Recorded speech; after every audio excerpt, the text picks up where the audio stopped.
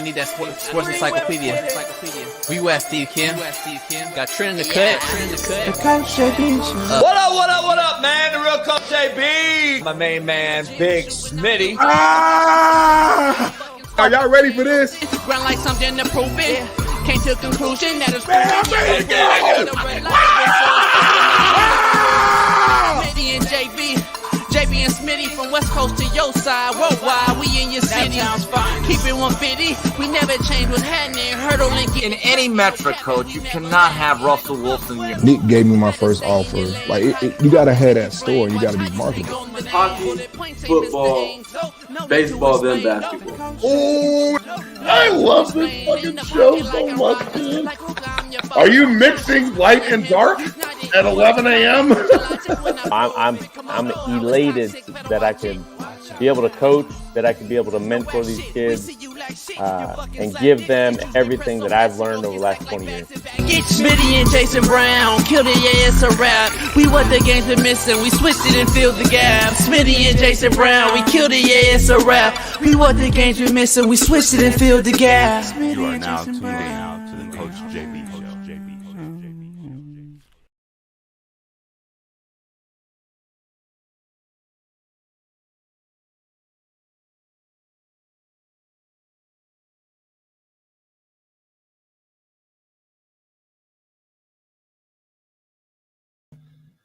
What up? The real Coach JB here, man, for the Coach JB Show with Big Smitty. We are proud to announce we have a new ad sponsor, and that is Prize Picks. Prize Picks is the largest independently owned daily fantasy sports DFS platform in North America. We are one of the easiest and most exciting ways to play DFS. It's just you against the numbers instead of battling thousands of other players, including pros and sharks. You pick more than or less than on 2 to 6 player stat projections and watch the winnings roll in. Prize Picks is a skill-based, real money daily fantasy sports game. How does it work, you ask? You pick 2 to 6 players, and if they will go more or less than their Prize Picks projection, you will win. Players can choose from a vast selection of sports and stat types not offered anywhere else. Prize Picks offers projections on any sport that you watch. This includes college football. We're about to start up. Pro hockey, pro basketball, pro football. NFL season is here, plus pro baseball, pro golf, men's college basketball, NCAA tournament, plus women's college basketball, soccer, women's pro basketball, esports, pro car racing, tennis, MMA, boxing, disc golf, you name it, we got it. Short, fat, skinny, and tall, Prize Picks does it all. And I just got to be honest, dog. I started doing Prize Picks, and I won instantly, and that's why I am endorsing Prize Picks to the fullest right here on the Coach JB Show with Big Smitty.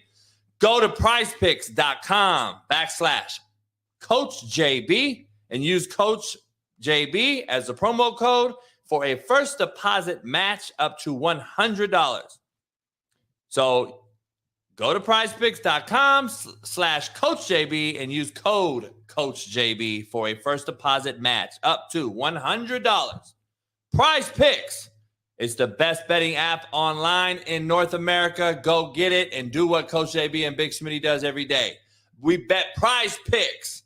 Head on over there, prizepicks.com/Coach JB and get you $100 match right now.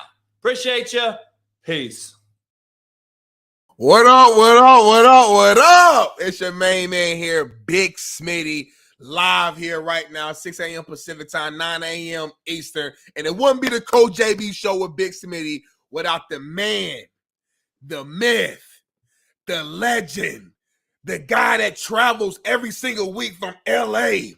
to Arizona to Vegas to San Diego.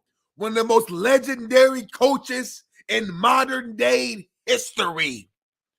I'm talking about the one, the only, Coach JB. Welcome to the show, JB. What up? Hey, I had to wear my maiden of 70. A little brisk out here today. You a little chilly? A little chilly, but it's nice. It's not like. Hey, you better enjoy it while you can, because in a minute, It's gonna be burning hot. You in fucking Phoenix. It's gonna be 110 degrees in 5 minutes. So enjoy that brisk. Hey, it's supposed to rain here this weekend.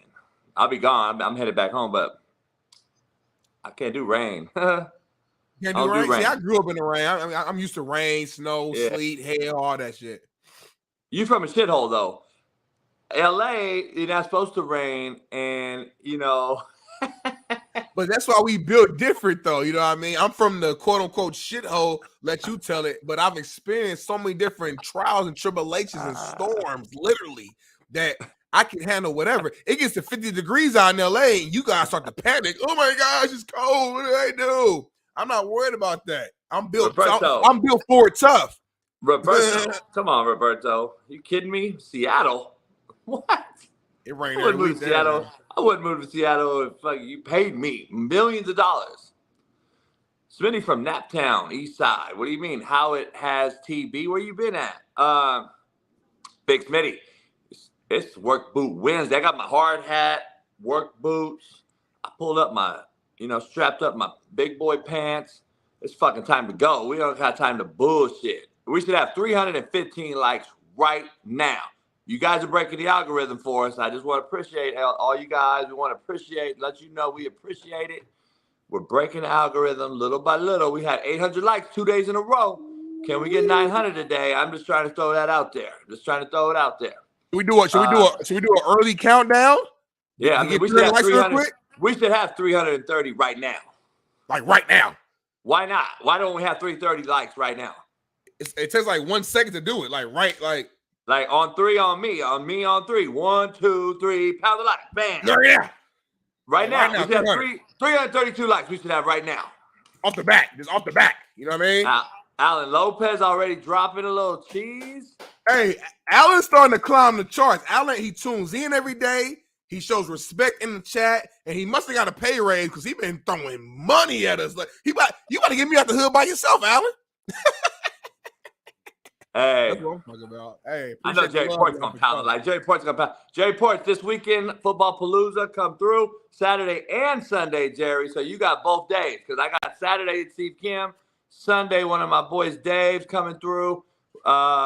Cisco, Cisco. We're gonna do We're gonna do both days this weekend. So Friday I'm gonna go see Weddle, talk to his guys. Drive back home Friday night. Saturday we got Football Palooza with Steve Kim and some folks. Sunday, we got Football Palooza with a couple other cats. So, yeah. I love it, man. Hey, busy. Hey, work hard, play hard. And don't you always say? I love it, work man. Hard, play hard. Shit. Why not? Play hard. I got a new smoker coming to the house, too. I got a 40-inch all-glass panel smoker, so it's got different levels. I can do all kind of different shit. Zach Beasler, appreciate you. Best show on planet Earth, no doubt. It's gonna be next level right there. New smoker. Chandler Pedigo. Better pause. It's gonna be all. Chandler Pedigo. Appreciate you. What do you say? He said JB sold me on F stick. I'm staying tapped in. Fuck stick. Yeah. Hey, Green Fire. Say what up, Green Fire. Green Fire got some good hot sauce. For real? Yeah. Hey, hold on. Green Fire, hook me up. I love hot sauce. Hit me up. Message me on the side, Green Fire. His Green Fire hot sauce. You seen? I'm saying, hit me up then if you in here. Like I love hot sauce. I'm a sauce guy. Like hit me up like right now. I'm gonna mess you after the show. Let's figure something out. Come on now, Green Fire. What we doing?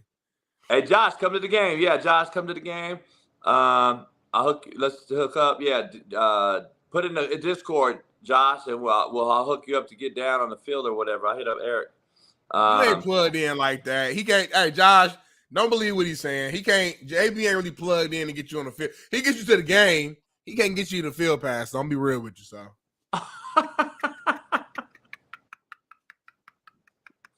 Hey, oh man, we got 374 likes. Wednesday's always a slow day. I don't know. Yesterday we already had 600 in here.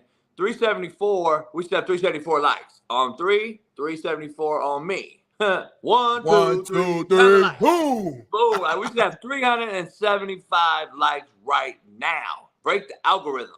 We got to. And I know there's some Raiders fans in here because I think the thumbnail, if I'm not mistaken, was about the Raiders, right? And then the new look Raiders with AP and You got Is the all Raiders- brothers and sisters running the operation right now, and shit is going smooth. I don't know. I'm just like, what y'all thinking? Is the Raiders already better? Talk to me, JB.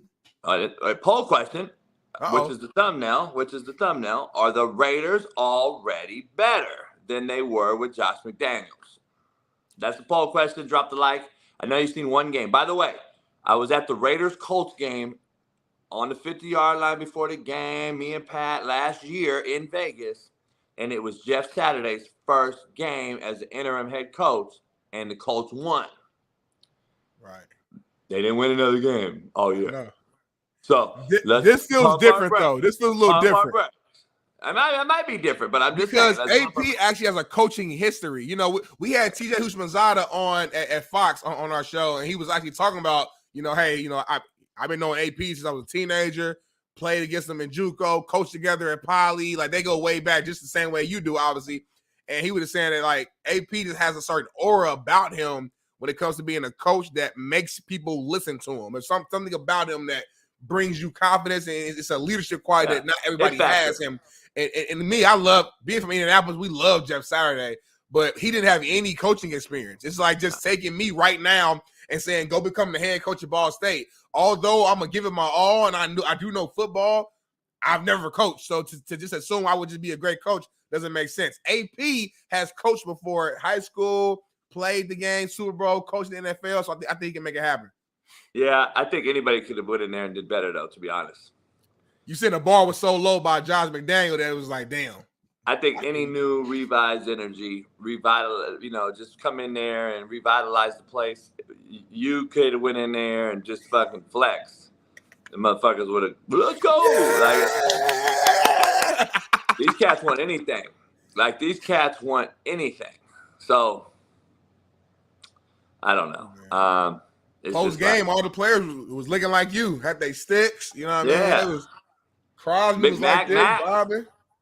Had a little swag to him like this, a little bounce. Maxing. yeah. Speaking of maxing, real quick, before we move on, I gotta shout out my Ball State Cardinals for some midweek maxing. You guys tuned in. It was the only thing cracking on TV last night. They beat Northern Illinois, taking home the Bronze Stalk Trophy. When I was at Ball State my first few years, NIU was the team to beat in the MAC. It was them and us. And we never got over the hump. We would fight them tough, but we could never get over the hump. Those guys had a Heisman candidate at quarterback. I'm drawing a blank right now. His name will come to my mind. Is it Lynch? It'll come to my mind, but he's a bad white boy. It was Paxton Lynch. No, it wasn't Paxton. No, it wasn't Paxton. His name will come to my mind, but NIU during this time, they played like Florida State in a bowl game. Florida State won, but they kept it like it was close. Like, it was that 1 year Jordan Lynch. Jordan Lynch. Thank you, Brian. Jordan Lynch. Bad boy. And he was like legit Heisman candidate in the MAC. So this one, the MAC was really the MAC, and we played really good, but we can never get over the hump. So anytime we beat NIU, I always feel good about it. I think you start to set a trend for everybody to start grasping that. Big Smitty, he don't care if you're a winner or a loser. He likes, mediocrity. The Ball State's 3-7. Kyler Murray's 5-13 in his last 18. I think he's 8-28 as a starter, and he think he's still good. I just think Kyler Murray's record, though. I'm just trying to figure out the trend. It's Kyler Murray get better than her every year, though. You know what I mean? Like, since he's been there. I'm just starting to see a trend. I see the trend. It's all. I just want to make sure I grasp the trend. It's all good. Okay, let's move on. So. Here you go. Let's get quote of the day. Can we get quote of the day before we get going? Can we do it? I mean, let me know. Ooh, quote of the day. Let's get this quote of the day, Bix.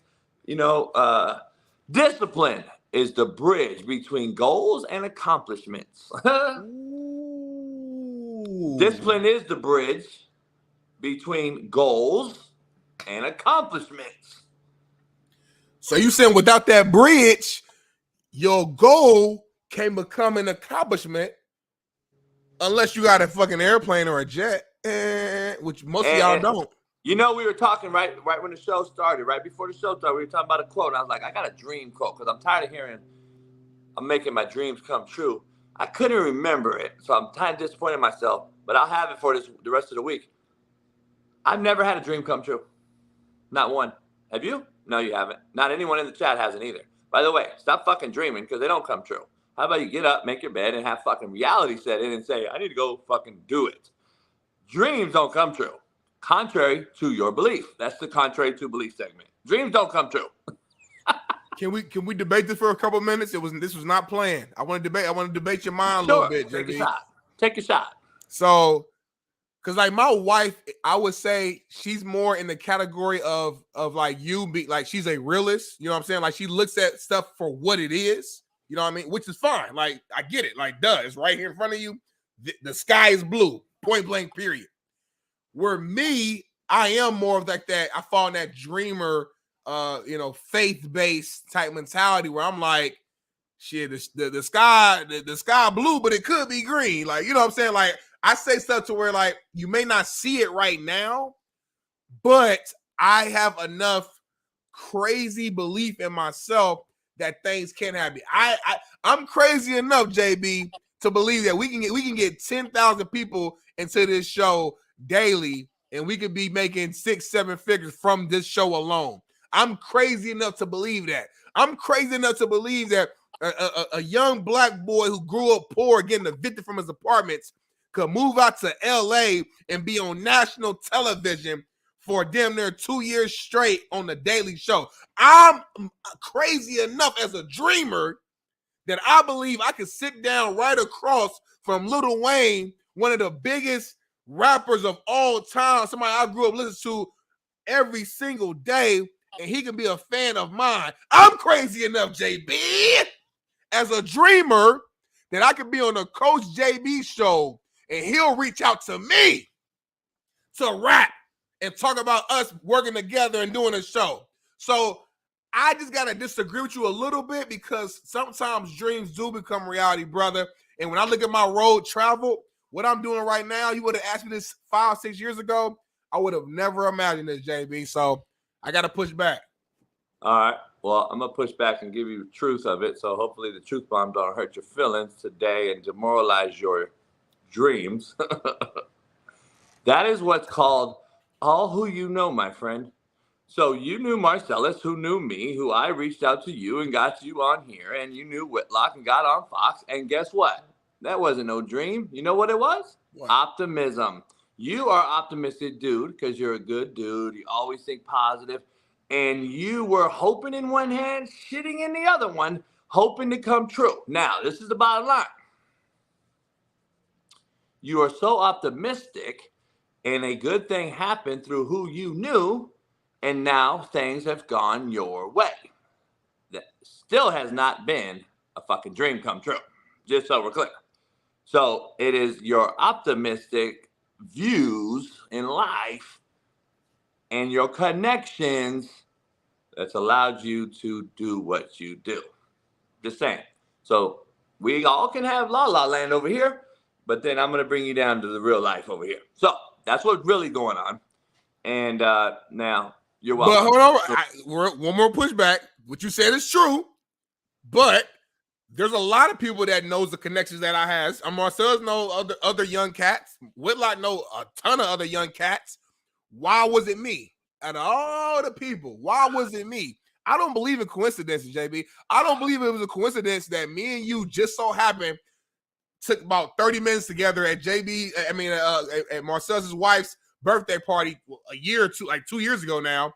And for whatever reason, all the people there, me and you just kind of vibe. Like we sat together, we rap, we talked and joked. It's before we even knew that I would join the show. It just kind of happened. And then you fast forward it like damn near a year later, and now you and Marcellus is rapping, and I get brought up in a conversation in a room that I'm not even in. You may say it's just connection, I don't believe in coincidence. I believe everything happens for a reason, JB. I'm telling you. You want me to tell you why? Yeah. Because I'm racist. Okay. And I knew you was black. Okay. And I wanted to go over there and fake. Oh. You All right, get I what didn't know saying? that. That I'm not racist. I want to front that I'm not racist. And then I want to bring a brother on. Oh. Yeah. So you're using me so it helps your overall brand Got you. My persona, because I was, I took a few shots because they said some things and they thought, so I was like, all right, so let me go get a brother so that way you think I'm racist no more. And then, then we can have a racist show together. Right. And then now everybody's all fucked up. Nobody knows where we are. You know what I mean? Got you. Okay. So that's really what. That makes sense now. So, hey, forget everything I just said, y'all. I'm wrong. JB was right. I appreciate y'all. Dreams don't come true. Fuck your dream. And, hey, just keep doing what you're doing, man. Not only is this the real, but it's the best show on planet Earth. Became a part of my every morning routine for over a year now. 1999 from Angelo DeVita, man. AD, shout out to you. Appreciate you, my guy. Come on, we got a lot to discuss, man. I posted a video last night, kind of because I was kind of lit. You was lit. You called me. I could hear you the slur in your voice. I kind of threw. So a coach socked the dude off. Can we show that video? Yeah. We can show that, right? Yeah. Let's show that real quick. So a coach socked this fat wobble body kid running off the field here. All right. I don't think it was a sock, really. But anyway, he hit him on the helmet. All right. So kid took the helmet off, by the way, and faced him in his face. Like, the guy didn't hit the guy in the face. That would have been a problem. So I posted, someone said this guy should be fired, blah, blah, blah. And then I just posted, I love it. So, Bailey, I don't even know what the tweets are saying. I haven't even looked because I know they're just fucking murdering me. I just left it alone. I did it on GP because I wanted to fucking do it because Pat and I were laughing so hard at it. I mean, we were laughing. I'm going to be honest. We were laughing. If anyone past fucking 30, I guess, played football, you all got hit in the helmet like that. Let's just keep it real. Now, I'm not condoning him socking the guy. I've never socked the guy. Now, I've hit a helmet. I've never closed fist socked the guy. He's got a helmet on, by the way. Let's pump our brakes. Yeah, I mean, it didn't affect the kid at all, but I think it's the visualization. Like, a coach was like, motherfucker. It was second and short. Watch it. It was actually, I said I love it because it was so fucking funny. I thought it was hilarious. I was like, it didn't hurt any one of them. It hurt the coach. Like, you running late off the field? Let me sock your ass. So, look, dog.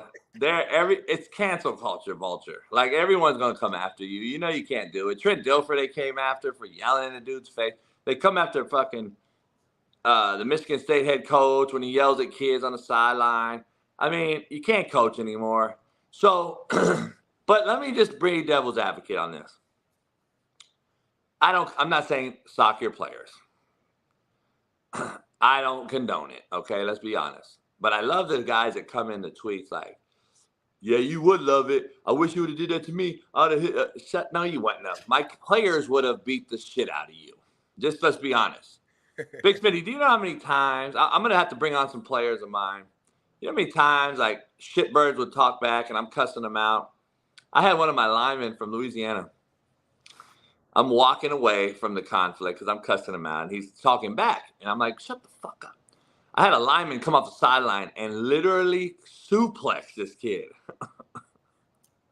At Indy. Motherfuckers, stop talking back to coach. Like, suplex this motherfucker. It was unbelievable. We watched it on camera. We watched it in the office as a staff for fucking hours laughing so hard. He suplexed this motherfucker because he was talking back to me, right? Right. And both kids I recruited. So these kids that come out talking about they ought to beat your ass. No, you wouldn't have. Shut up. And I'm not going to ever put myself in that spot. I always tell my coaches, you're in a no-win situation. You beat a kid up, you're fired, and you're going to jail.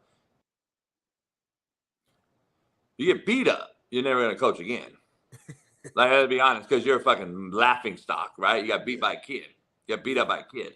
And there are some kids out there who could beat you now. Not you, but I'm saying coaches. Yeah. I mean, maybe. I don't hope not. But anyway, yeah. So I don't condone hitting and all that shit. But, like, It wasn't that big of a deal from a hit standpoint. It's just the optics, though. Optics are very important in today's age.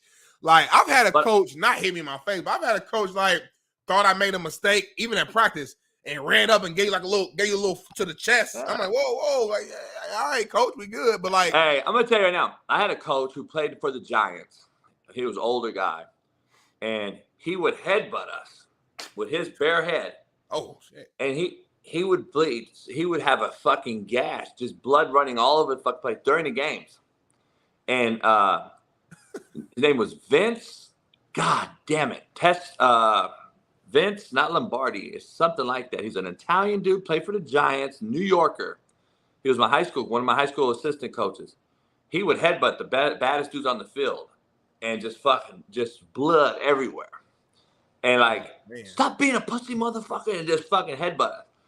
You think anyone cared? Do you think the crowd was like, yeah, coach. This is just a difference in generation. Like, it's a fucking change. It's a different fucking era. And we've allowed this to be so soft that, by the way, this is what's funny, and I'm going to drop the mic on this because I want to be devil's advocate on this situation and this topic. People want to come out and talk about, I don't even only my mama could hit me like that. Remember what you said. Only my mama could hit me like that, where I wouldn't hit you back. So let me make sure you're clear here, that I'm clear.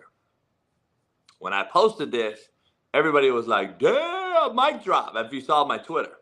All right. I said, so you'll let your mama hit you like that. Why? Because she loves you. And you know she loves you, and she's fucking disciplining you. Guess what the coach does? He loves you too. And he's disciplining your ass too. If you know that that's what he is there for. If you don't trust the motherfucker and he's hitting you, then there's a whole nother issue. But the motherfucker, I never had that issue. I've hit motherfuckers. You think I ever got questioned? Hell nah. The motherfuckers knew. They was in my office later getting a burger too, by the way.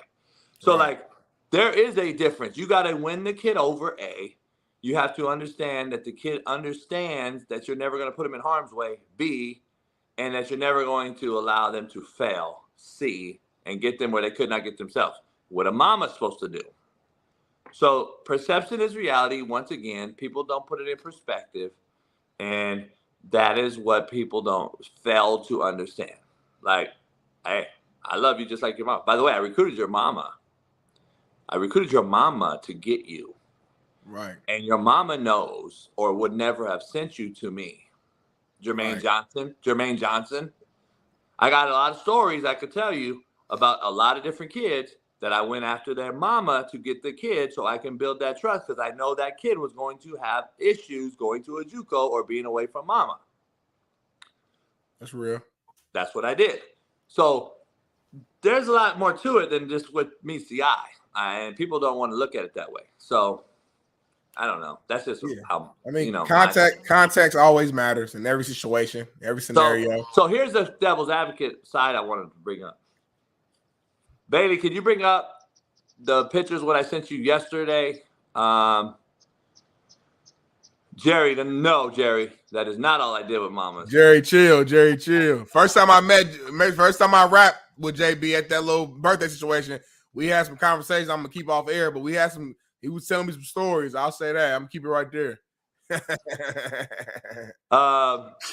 Bailey's got some pictures. I want to show you. This happened in California over the weekend. This is why, and I don't know if no one's probably heard of it because it's JUCO. Right. I don't know if Alan's in here or not, and if Alan's heard this story or not, but it's made California JUCO noise. Hasn't made national noise, but it could if I posted it. So, all right. So, Smitty, can you see it at all? Yeah, let me read. So it says College of the Deserts, sophomore night home football game against West Los Angeles took a dangerous turn late in the fourth quarter. Saturday evening when a brawl broke out on the Roadrunners sideline with about 2 minutes remaining and College of the Desert ahead 51-20, a fight broke out that not only included players, but spectators who jumped in as well. The brawl lasted less than 2 minutes, and the game was swiftly called by officials. About 5 Road Runners tackled West Los Angeles running back Marlon Wilson on a play that ended out of bounds. A West Los Angeles offensive lineman came running to the COD sideline and screamed, "What's wrong with you?" before he started hitting a Road Runners defensive back. Several players from both teams then started throwing punches as well. College of the Desert coaches directed their players into the locker room where they would remain for the remainder of the action. However, West LA players and their coaches stayed on the field while presumably waiting for their bus. A handful of West LA players began verbally shouting with spectators on COD's side of the field, which was close to sparking another big fight as well. Damn. So this was at the Mouse in the Palace. Bailey, that's not the one, but thanks. I read all that. All right. Here's the gist of it real quick. College of the Desert got into a fight with West LA Junior College. West LA Junior College for the last 15 years has been ran by a good friend of mine named Margay Miller, who's now the head coach at LA Southwest. He's been there for 15 years. They never had an incident such as this at West LA. All his kids graduated. He did a great job pushing them out. They weren't a powerhouse or anything like that, but he did the best job possible in that situation. West LA, very, very minimal resources, horrible facilities, no buy-in by admin. And he says, it's time for me to go. So he goes to LA Southwest, where the Clippers and the Lakers fund the actual institutions, athletic facilities. Athletic facilities at LA Southwest have climbed to one of the top, the better ones in SoCal right now at LA Southwest, which is right off the 105, the 110 freeway, right in the hood, South Central, off Imperial, LA Southwest. And Margay's doing a hell of a job there. He's already winning there, where they forfeited last year their season. So he's already winning at LA Southwest. A new coach comes into West LA, okay? Yeah. I'm tying this all into the coach that socked the guy in the helmet. Saturday at the desert, in the desert out here, College of the Desert, West LA and them got into a fight, which you just eloquently read. There's some other pictures. It's hard to get on here. They're so small. So Bailey and I were discussing it, this one right here. But I'll explain it why this is up. West LA, COD goes in the office, and they get away. West LA starts fighting each other. And get this, dog. Jump the head coach. You're lying. West LA players fight each other when the COD players left, and then jump the head coach. What? Okay, that's not it, dog. Finally figure it all out. Get on the bus to drive the 2-hour ride back home to LA, to West LA, Culver City, basically. And they got into a fight on the bus, had to emergency stop the bus because cats were fucking choking cats out and jumping dudes on the bus. The bus driver got almost involved, had to pull over because it was going to be a fucking disaster on the freeway. I'm tying this back to the kid getting hit. Do I condone him hitting him with a solid fist? No. But the problem is this, being devil's advocate. When the discipline went away and the lack of, not fear of being hit physically by your coach, but the fear of being let down or letting down your coaches who have bought into you, when that went away, we now have the worst landscape I've ever seen, which has now created the worst football I've ever seen. And now you see why I am who I am and why I say what I say on a daily basis, which I'll never change. You imagine, and I talked to my boy at length, who was just the head coach at this particular college last year, who left. They got a new coach in here who thinks they want to be their homies, and he wants to be cool with them. This is what happens when you want to be a kid's homie and cool with them. Instead of disciplining them, coaching them, teaching them, you get this. This is what you imagine. You don't even know what I do coaching, but you think kids would ever fucking jump me? Hell no. I couldn't even think about myself as a player. And I went to a school where we had a lot of people from the hood.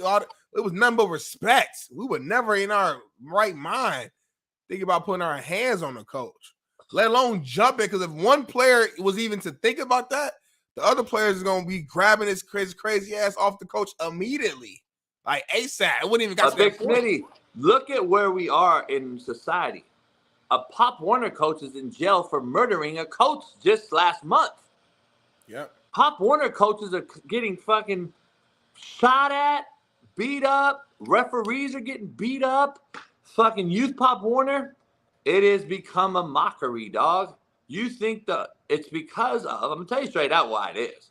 It's the 7-on-7 personal trainer, street agents that have taken their kids and pulled them to the side and pitted them against the actual high school coaches and what their teaching is. So now you have a bunch of street agents who know fucking nothing, a bunch of hood cats, to be honest, who just want your money, telling your mama to come to this camp, fucking give me the 500, and then I'm going to actually teach you absolutely fucking nothing. I'm going to coach you incorrectly, and then I'm going to tell you to transfer. Your head coach is a bitch. He don't like you. He's hating on you. He's blah, blah, blah, blah, blah. Instead of the high school coach being able to coach the kid and disciplining them, the street agent is now put a huge buffer in there and pitted them against each other, and the mama's taking the fucking street agent side over the coaching side, and now you have what we have. And I wish a motherfucker would. I want to go to West LA so fucking bad right now. I'm just telling you. And number one, let me get something clear here. It ain't never good players that do this shit. Right. It's fucking shitbirds who are shitty players too. Shitbirds can't be shitty players either. It's a bad fucking combo. Shitbirds got to be great players. That's the only way you keep them. So when you have shitbirds and you have shitty players, cut them. You got to get rid of all of them. Shouldn't But even guess be there. what? They won't. They want to be their homies. They want to say they're a head coach. They want to say I'm a coach at the JUCO. I'm a coach. No, you're not. You're a fucking homie who's a fanboy who's allowing these kids to fucking walk all over you. By the way, you're not teaching them a motherfucking thing. You're actually teaching them to fucking fail when they go get a job at McDonald's next year and they get fired because they show up late or they talk back to the boss or what have you. And now you see what we see, period.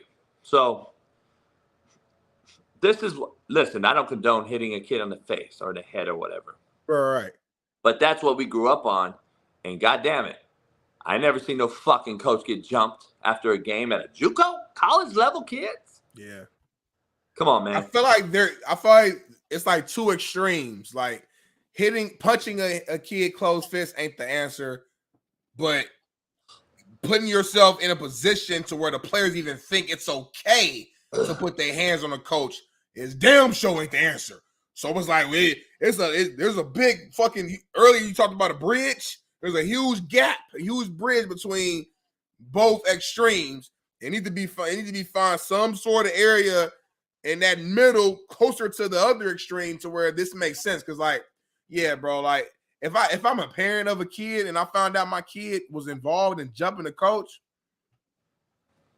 it's a wrap. Hey, Smitty, I don't know if you got that picture I sent you yesterday. Not the one from the actual source, right?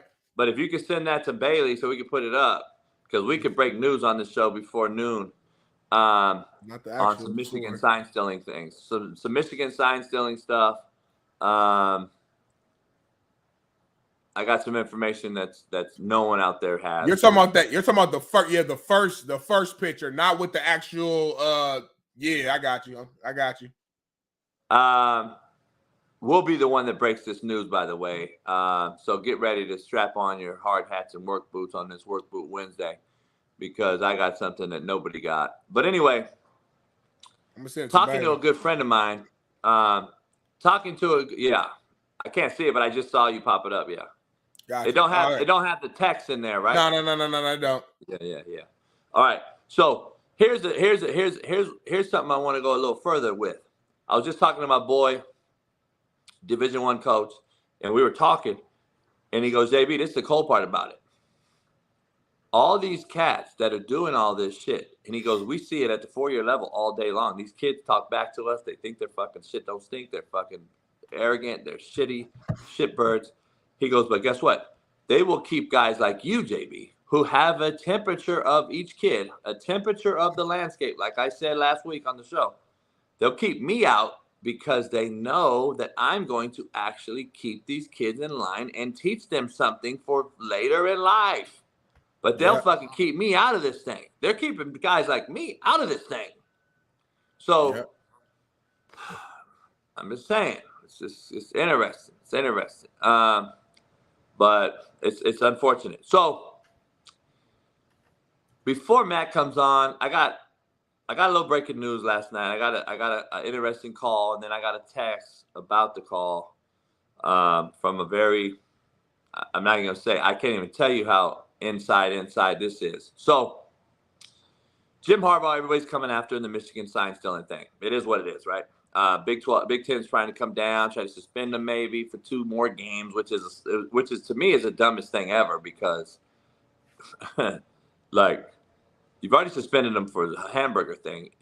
If you suspend them again, how many times can you suspend a guy before you fire him or whatever? I'm trying to figure out what this is. It's like, it's got to be a fucking joke at this point. So, again, I saw Stephen A. come out and talk about they should be suspended for the whole playoffs. And I'm like, again, not to give a fuck about a kid, but it's crazy, Stephen A. You can go ahead and do all you want on your main platform, but let's don't talk about the kids, majority black kids, by the way. We won't even discuss that. We won't get into it. I'm going to get into the sign selling thing. So Harbaugh in Michigan has kind of twisted this thing to other schools now and saying our signs are being stolen too. Well, there's a particular coach who didn't get retained by a particular coach, and now he's salty. Come to find out, this particular coach actually worked for Jack Harbaugh at Western Kentucky years ago. He's mad at, some of you guys may have seen this on Twitter, but this guy's coming out basically saying Michigan cheated. Well, the reason he's saying Michigan cheated is because he's salty that a couple guys didn't retain him from Purdue. Now, this guy is saying that a Big Ten staffer who leaked info on other teams talking, or it was still not illegal, by the way, to Michigan. So now, meet David Elson. What's the connection? Worked for Jack Harbaugh at Western Kentucky. Family connections, trying to stir up cover for little Jimmy, which is Jim Harbaugh. Now, this guy is really trying to sway shit and turn shit because he's upset at a few other coaches in the conference for not hiring him. So he's upset, and now he's going to start this thing to say that not only is Michigan doing it, but so are these other schools, and we stole from Michigan as well. Harbaugh's rebuttal is to, all right, we got facts that all these schools took signs from us too. And now I find it hard pressed, dog, to fire or to suspend anyone at all involved now, because now that Harbaugh and Michigan has said, all right, now all people have everyone's signs, there's no fucking way you can come after one person if you don't come after all these motherfuckers. So there's no way that this thing becomes so quiet. There's no way. I don't see it going away this year. I think this thing's going to die out here soon. And if they try to suspend them for 2 more games, to me, is a slap in the face. That means you're waiting to suspend them. Why haven't you suspended them already? You're waiting for Ohio State game? Right. Man. It's so fucked up. I'm just telling you, it's so fucked up. But I'm so happy that a president and administrator has brass balls at Michigan to say, fuck you. Prove it. I'm giving this guy an extension, and I'm paying him more money. So he backing his guy. I love it. I love it. I love it. I wish more were like it. So I hope Harbaugh stays in there, because this is a joke. It really what it is I'm going to be honest. I love that Harbaugh in Michigan has flipped the script on this thing and put it on everybody else too, which I think is great, whether it's a cover-up or not. Here's the issue I have. It's bitch made, dog. I got to be honest. It is absolute bitch made. Like, we're just fucking talking about we're just talking about, like, we're tattletelling on something that we all do. We all do it. Real. Keep it real. We all do it. Why are we fucking tattletelling on each other like some bitches? I mean, I'm just being honest.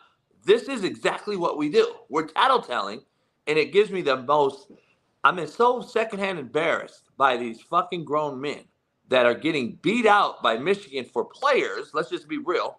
For players.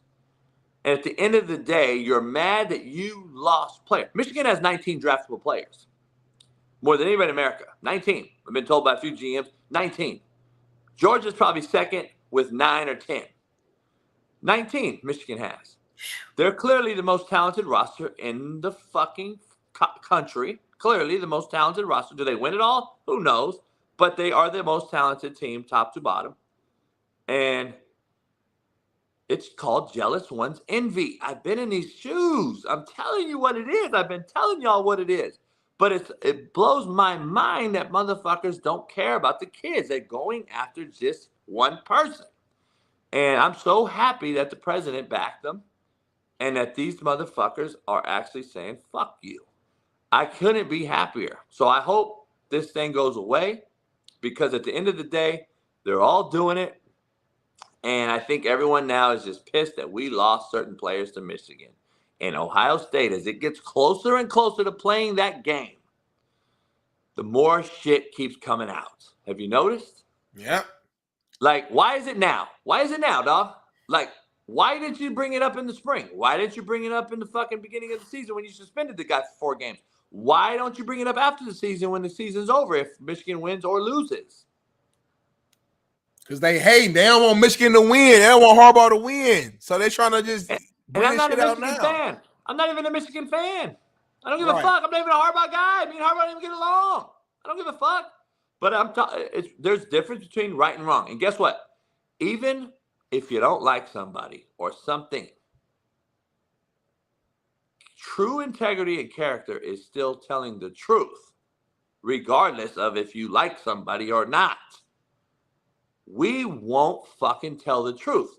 We are so jealous, which is so fucking weak, that we rather see a bunch of kids who have worked their ass off to win be fucking deflated over manning up and sacking up and beating a team. They rather fucking get the forfeit win in this generation. Right. I rather, we got the win. Dog, you didn't play them. You're pussy. You bitch and moaned until you got a team suspended or kicked out of a playoff because you're fucking pussy. There's no more competitiveness. We'd rather be handed everything instead of work for anything. It's fucking unbelievable to me. This is the microcosm of fucking society today. What's happening right now in Michigan. Period. Yeah. That's my take on it. That's a fact, man. I mean, you dropped the mic on that. I agree with you 100%.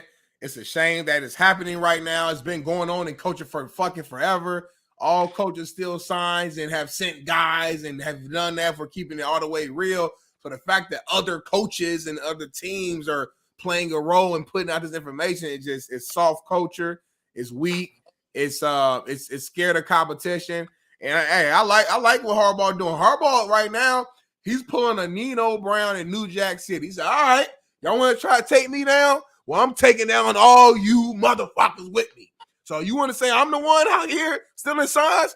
All right, this school and this school, Ohio State, look, everybody gonna come down. Because the one thing the Big Ten commissioner can't do, they can't suspend everybody. They can't suspend all the teams. You know what I'm saying? So it's a smart move in my opinion. Yeah. I love the dick rider. What does this guy say?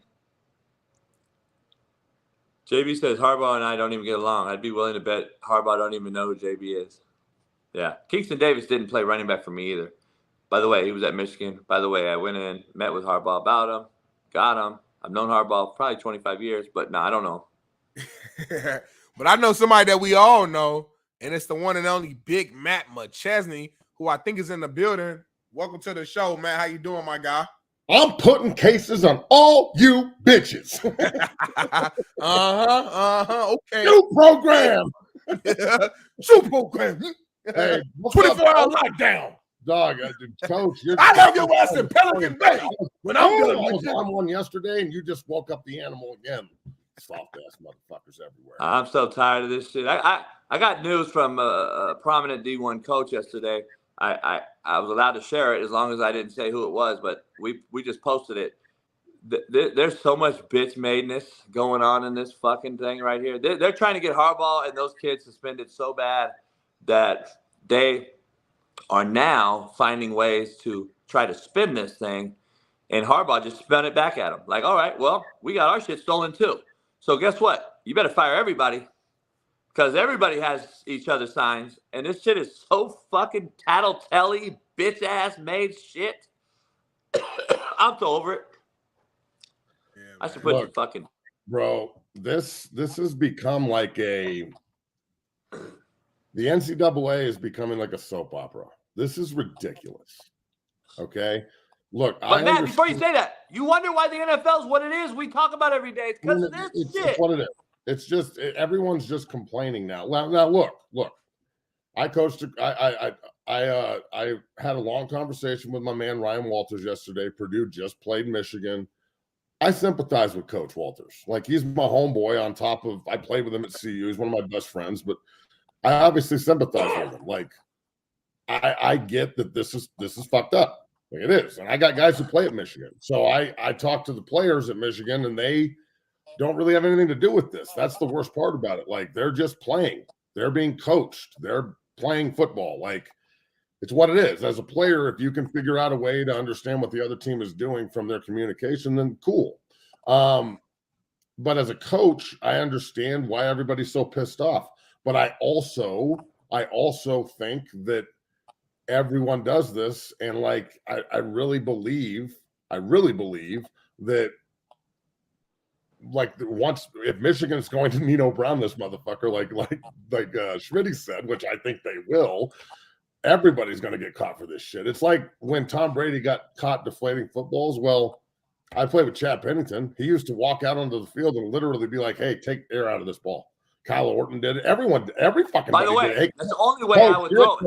Only way I would throw a football. You better take some fucking air out of this bitch. Take some air out of this motherfucker. It's like a goddamn stone. I'm throwing a goddamn rock into a pond, or are we playing football? So I understand the outrage. I understand why everybody's pissed off. I sympathize with that side. I also understand where Michigan's coming from and the big fuck you to everybody and watch us win and beat the shit out of everybody. That's the other thing is, like, it's not Michigan at 4-6 or some shit. They're right. Like, I understand that they're stealing signs maybe or whatever's going on. I don't know. I'm not the judge. I'm just watching like everyone else. And I've been reluctant to give my opinion on this because I am ingrained in it bigger than just a media member. Like, Ryan Walters is my homeboy who I played with at Colorado and like just had lunch with. And I was on the phone with him yesterday talking about recruits. And I got 5 guys from the Dungeon family in Michigan, and the starting center is Drake Nugent, who is the best player at his position in the country and will be a first-round draft pick. I think he'll be the 32nd pick to the Super Bowl champion, because that always happens with centers.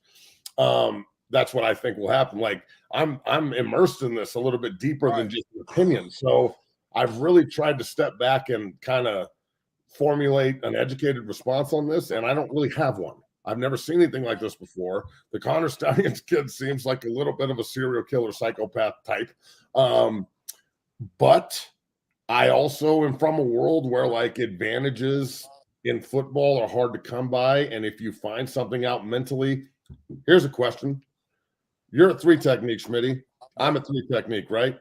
And we're both playing 3 technique, and we figure out their pull call, and I know he's light in his stance, and I can get through the hole and shoot the gap and get the guy in the backfield. I don't run off the field and go, man, I really think we should tell them to change their call because now I know. No, I'm telling fucking everyone, bro. I'm telling the coaches. I'm telling the players. I'm walking onto the field the minute that I see it. I'm like, power, power, power, power. Cat, pull, pull, pull. I'm going, dog. So I think that the outrage is real because of the visuals of it and how people are blowing it up, and everybody that hates Michigan is going all in on this, which as they should. And Michigan is going to rally around this, and it's going to be the reason they win a natty if they do. Like, at this point, like looking at the college football playoff, I think Georgia will probably get in. They got Ole Miss this weekend. I want Washington in. I've got 2 guys on their offensive line. I want Florida State in. Their starting left guard is one of my guys. And I want Michigan in because I got 5 fucking guys at Michigan. So obviously, from a selfish perspective, for 6-0 alone and their NFL prospects and everything I want them to achieve, the drama and soap opera bullshit that the NCAA wants us to keep stoking because they can't just talk about football. It always has to be something. The longer we give this oxygen, the more it'll flame. So this will probably be the reason Harbaugh leaves too. Like if he wins a national title, he's going to win the Big Ten again probably. Ohio State's pretty good, but I think Michigan is just tough as fuck. If they make it and win a playoff game, even if they don't win the natty, I think he's gone, dog. Why does he want to? I think he's gone either way. I think he's gone if he loses tomorrow. He could lose and still leave. Like that's my point. Is why do you want to put up with getting suspended for buying kids cheeseburgers and like this? He's gone. Just he's NCAA. Gone. Put fucking the microphones or put mics in the helmet and stop acting like we're in the fucking 50s. And then the other thing is, fuck off. The NCAA. It is time for you to go the fuck away. Just go away. We don't need you no more. You're fucking irrelevant. You have no balls and no teeth. Honestly, with me, if I was Michigan, I would look at the NCAA and go, blow me. Make me, motherfucker. Like, I would rally around this to death. I love it when people hate me. I like when people reach out to me online and they tell me I'm a piece of shit and they hate me and all this shit. I'm telling you, bro, it gives me a hard on you could fucking swing from. I love it. I fucking love it because I'm a confrontational ass motherfucker. In fact, I'm a mushroom cloud laying motherfucker. I'm Superfly TNT. Every time my fingers touch brain, it's like boom. I love it. I'm the same way. I love when that's why I can't not comment back. I hate it, but I love it. Trying to get better at that. Keep my mouth shut even when it would probably help me. I piss people off all the time. Like I pissed off a bunch of coaches yesterday because I just said out loud, if you can't pick up the phone, that's probably a bad thing. I didn't tag anyone. I didn't call out any school specifically. If you got offended by that, maybe that's internal. That ain't me. That's you. But did you reach out? Weak. So feminine. Yeah. Let me ask you this before we talk about the thumbnail, which is the Raiders. Are they already better than they were? We're going to break that down here in a minute. College football wise, though. Yes, sir. And then I want to give you my take on why offense in the NFL is so bad. I'm going to break news on this show right now, and I'm going to give you another JB Damas prediction on why the offense is so bad in the NFL. So, Weddle, what up? What up? E-Dub in the house. All right, so Weddle. Is Weddle's on? He's on right now. He said, how my guys doing? Let's go. Go watch 6-0. Go watch Matt's podcast. I know some of you guys have been watching them. I know you guys have been talking about it in the Discord. He had Eric Weddle on the other day. He had his guy on yesterday. Retweet those if you can. So here's the thing, Matt, I got to say. This college football thing real quick. Let's say, okay, Washington and Oregon rematch, and Oregon wins. You have 2 one-loss teams. Let's say number 11, Louisville, beats Florida State in the ACC title game, which they're on pace to go play. If they win out, they'll play Florida State in the ACC title game. Right. Louisville wins that game. You got 2 one-loss teams there, Louisville and Florida State, Louisville being the champ. Let's say Alabama wins out, beats Georgia. You have 2 one-loss teams right there. And then you have Texas. If they win out, have 1 loss, do you put in Texas over a SEC champ Bama? Because they did beat them. Yes. So what is the NCAA going to do? You know what they're going to do? They're going to fuck the Pac-12 again. Guarantee. You know it. You know it. I know. But think about this scenario. So we could have, what you're saying is we could have like 6 or 7 one-loss teams. And then Georgia. So and by the way, the best scenario is Ole Miss knocks off Georgia some type of way before Bama gets to them, and then they eliminate it. Because or Georgia loses to Bama and they have 2 losses, you have to keep them out. So that'll help out. I believe it'll help out this whole thing. Like there's no way you can pick 4 teams on this year. There's no way. So in a perfect world, I would like undefeated Georgia, undefeated Washington, undefeated Florida State, and undefeated Michigan. Yeah. So that would be perfect world. I forgot the Michigan-Ohio State game. They might have one Ohio State too. So, but let's say, look, the winner of Michigan-Ohio State's getting in because they're going to win the Big Ten title game. The West is terrible. So they get in. If Georgia beats Ole Miss, they're playing at home in Athens. I think they win that game. Ole Miss is good, but I don't think they can beat Georgia at home, although it's been a crazy year. I could see a time where, like, if Georgia loses to Alabama, the winner of that game, you would think they'd be in. But then if Texas wins out and they beat Alabama, who wins the SEC, I think Texas should get in at that point. Right. If Florida State's so the SEC champ wouldn't get in?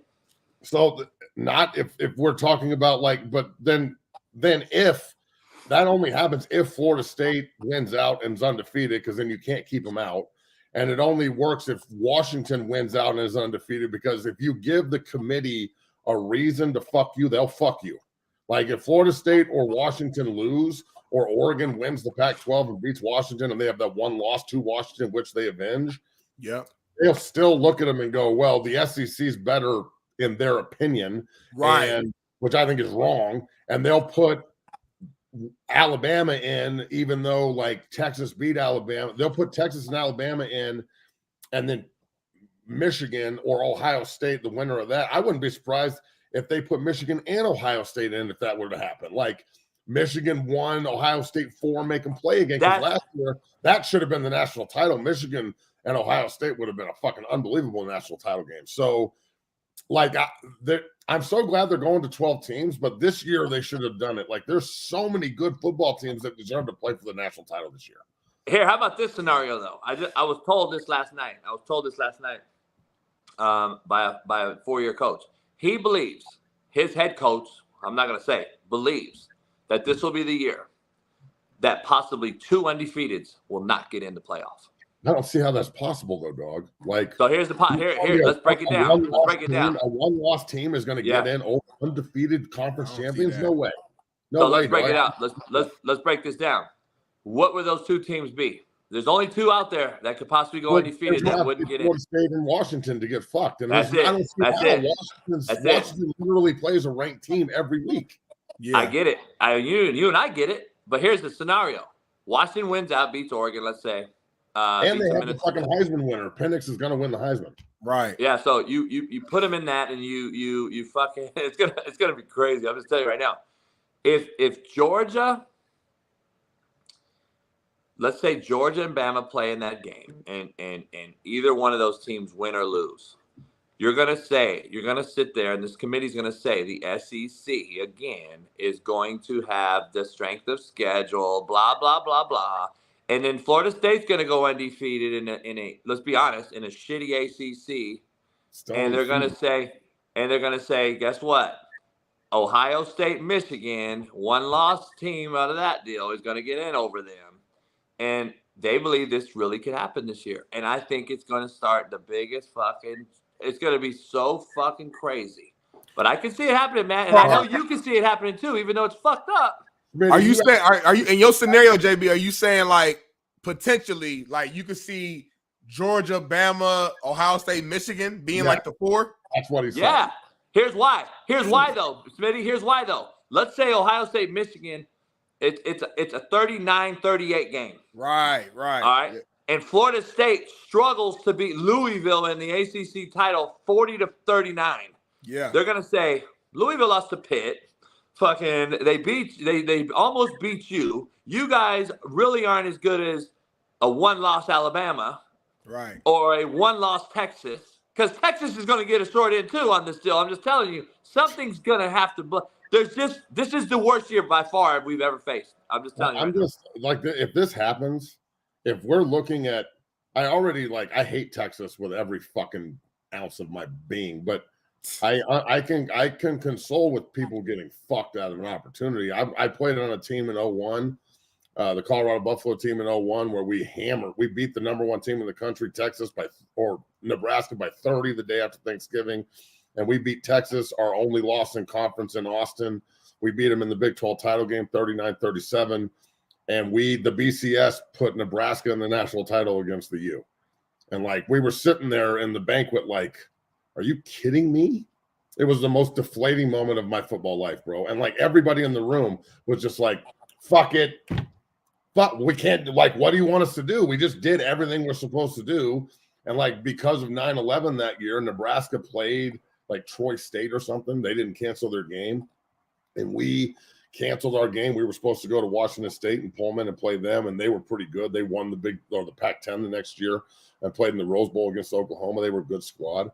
And because we canceled and Nebraska didn't, we had lost to Fresno at the beginning of the year, 24-22, to David Carr, right on the goal line. And like, it was the Jim Thorpe like opener, and it was a good game. They were a good team. They went to Camp Randall the next week and beat Wisconsin. They went on a run and were like undefeated until week 10 or some shit. But like a long story to a short answer, like, I know what it's like to get fucked and be on a team that's good enough to play for a national title and not get that opportunity. Is super deflating. If you're Texas, I mean, you're going to watch a one-loss Alabama who you beat in Tuscaloosa handily get in. You have the potential of Georgia and Alabama getting in. I think the winner should get in. You have the potential of Ohio State and Michigan getting in. And the Big Ten is so terrible this year. It's awful. And both their schedules are awful. And both of them could potentially get in just on name brand alone. Ohio State has no business being in the playoff this year. I think Michigan's going to beat them by 4 touchdowns. The quarterback is extremely average. Even though Harrison Jr. is a stud and they got dudes, I still think it's going to come down to McCarthy and the kid from Ohio State. I don't know his fucking name. Kyle McCord, I believe. Yeah, McCord, and I think Michigan is just going to hammer him. But listen to this though. Why? But if they actually leave out Florida State undefeated, really, Florida State undefeated? Okay, no way, dude. No way. Let's break this down. First of all, every day is an interview from this point on for Florida State. They got Miami. If Miami plays them tough at all, it's a fucking knock on Florida State. It'll be a great game. It's gonna be a bad blemish. I'm just telling you, Florida State better fucking start getting points now. They better start blowing out people. Because you really think that they have to kill Miami's a good team. They're going to win 10 games. They got Miami. They got the ACC title game, and I think who's Florida State still got left? North Carolina. Who they got? I don't know who's on the rest. I don't know. They have 3 more games. I know that. Okay, so let's give the fan. So they have to play Florida at the end of the year. They always play Florida at Thanksgiving. They got the U, somebody else in Florida. They got North Alabama. So yeah, they don't have their strength of schedule is not great. That don't help them. This is why all the Seminole fans and the administration is like, please get us the fuck out of the ACC now. That don't help them. That North Alabama game ain't gonna help them. So but let me break this down. Play like Mercer in November. I get it. I know. So here's the issue I have, which this guy brought up to me yesterday. This coach. Why is Ohio State 1? Why is Ohio State 1? I agree. What the fuck is going on? Think about it. You got a team that hasn't fucking lost, Matt, in 2.5 years, who are the reigning champs. Why aren't they 1? So guess what? Ohio State at 1 helps this fucking committee when it comes down to brass tacks at the end. At 4 if they lose. If they fucking lose. And you keeping Washington and Florida State out. No way. Telling you. Bro, there's no not both of them. Not both of them. Not both teams. Washington with the Heisman winner after they beat. I'm with you, man. Washington gets in. Maybe Florida State, but Washington gets in to go undefeated. There's no way. So they would potentially have to beat Oregon as a top 8 team, 6 team, whatever, twice. They beat Utah, who's ranked 13th, if they win this week. USC they beat USC winner. They beat the fucking dog shit out of Michigan State on the road, a Big Ten East team. Like, I don't know their schedule by heart, but everybody they played, they beat, and damn near everybody they played has been ranked. Like, every fucking game they play is a ranked game because the Pac-12 is stacked. Yeah. Okay, all right. Let me ask you this. Oregon wins. Oh, Jesus. And Ohio State. The Pac-12 doesn't get in if Oregon wins. Fucking exactly. And Ohio State gets mud stomped by Michigan. They'll still put Ohio State in over a one-loss Oregon. Guaranteed. But not undefeated Florida State. Right. Maybe not. But a fucking one-loss Washington. Okay, so here, let's do this then. Alabama, Georgia beats Alabama, they're in. Michigan beats Ohio State, they're in. Florida State goes undefeated, they're in. Texas wins the Big 12. Washington loses to Oregon. Ohio State, which one-loss team do you want? Do you want one-loss Oregon, one-loss Washington, one-loss Texas, or one-loss Ohio State? You got to put Texas because they beat Bama. I think one, but there's only two conference champions. It's got to mean something. Oregon revenges their loss. They have a beef to get in. I don't think they do. They're probably finished 5th. But Texas, that name brand winning the fucking, and then they beat Alabama. Let's say Alabama beats Georgia. Does Georgia get in at 4 with 1 loss after winning back-to-back natties? Yes. Yeah. Even if Alabama wins the SEC, Texas beat Alabama in Tuscaloosa. I'm going to predict this, though. If Georgia mud stomps Alabama in that final, Texas is fucked. So what, they need Alabama to win or be a close game. If Georgia mud stomps Alabama, if Georgia mud stomps Alabama, if Georgia mud stomps Alabama, they're going to say strength of schedule. You beat a team that got fucking mollywopped. We're not going to put you in either. We're going to put a one-loss Ohio State over you, or Florida State, or Georgia, or Washington. I'm telling you, somebody's going to get fucked like no one's ever seen before. I'm just telling you, you cannot not predict this because there's not enough spots. There's not enough spots. I'm tired of this bullshit. Well, next year, man, we ain't got to worry about it. Next year, I could have, would have, should have, but God damn it, why can't we just sit in a room and change it right fucking now? Why do we have to wait? Let's change it. We got TV contracts. Shut the fuck up. Make some decisions. But this is my point. They should have done this year. This is ridiculous. This is my point, though. This is my point to this whole thing, though. You are fighting for kids having the opportunity to play in this playoff, right? That's what your argument is right now. I can sense it. That's what mine would be. I want everybody. I want to fucking play for the natty. Yeah, that would be dope. I know. I would be irate if I was an undefeated or a one-loss team that I think had one of the toughest schedules in Washington or Oregon in the best conference in football this year, in my opinion. Don't get in. And I'm sitting there as a player in 10 years saying, we got fucked. We should have got in. But this is my point to tie this together. We are asking Michigan to be suspended and not be allowed in the playoffs. We're fucking kids. You don't care about these kids, you fucking liars. So how are you going to fucking justify not allowing the best team in football possibly in the playoff because of their coach or whatever the sign-stealing bullshit is, but you care for kids? No, you don't. You don't care for kids because you've allowed this 4-game playoff to exist with this scenario, and you're trying to suspend the best team. So, and it's ironic, Matt, you got Ohio State at 1, but yet as we get closer to the Michigan-Ohio State game, more and more sign-stealing shit. Like, you don't want Harbaugh to play Ohio State, period. You want the forfeit win because you're a bunch of bitches. That's just real talk. That'll never happen. Like, people can sit here and talk like the Big Ten's going to suspend their best team. That's just never happening. It ain't happening. They ain't suspending nobody. Harbaugh's going to coach.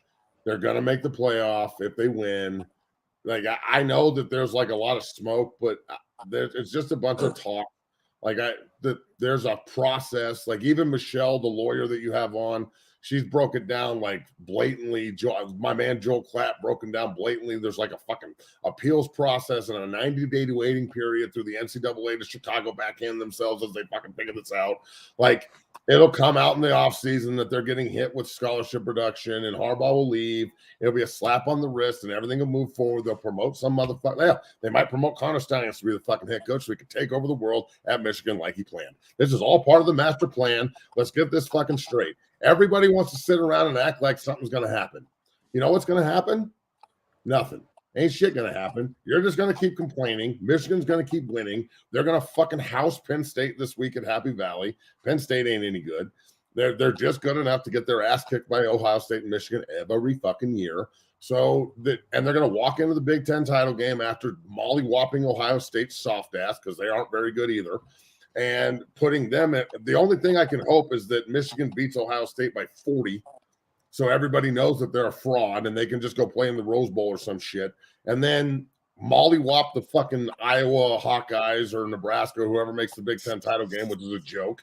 And then go to the fucking playoff. And I mean, shit, see what you can see. You've made it 2 years in a row and out in the first round. This year might be different. It might be the same. But I know this. They're losing a ton of players to the NFL and like graduation. They're probably not going to be as good next year, and Harbaugh's out. Like if I'm Jim Harbaugh, I'm out. I don't want to put up with this bullshit. Like, you're going to stain my reputation over cheeseburgers and shit and this. Like, I got these cheeseburgers, man. I got these cheeseburgers, man. Man, I give you a scholarship, man. I give you 2 full ride scholarship, man. I got these cheeseburgers. Hey, let me ask you guys this real quick, and this is gonna sound crazy, but fuck it, everything's crazy right now. If Michigan, assuming Michigan doesn't get like any suspensions or anything like this season, which I don't think is gonna happen, could you guys see the fucking committee just on some like childish, immature?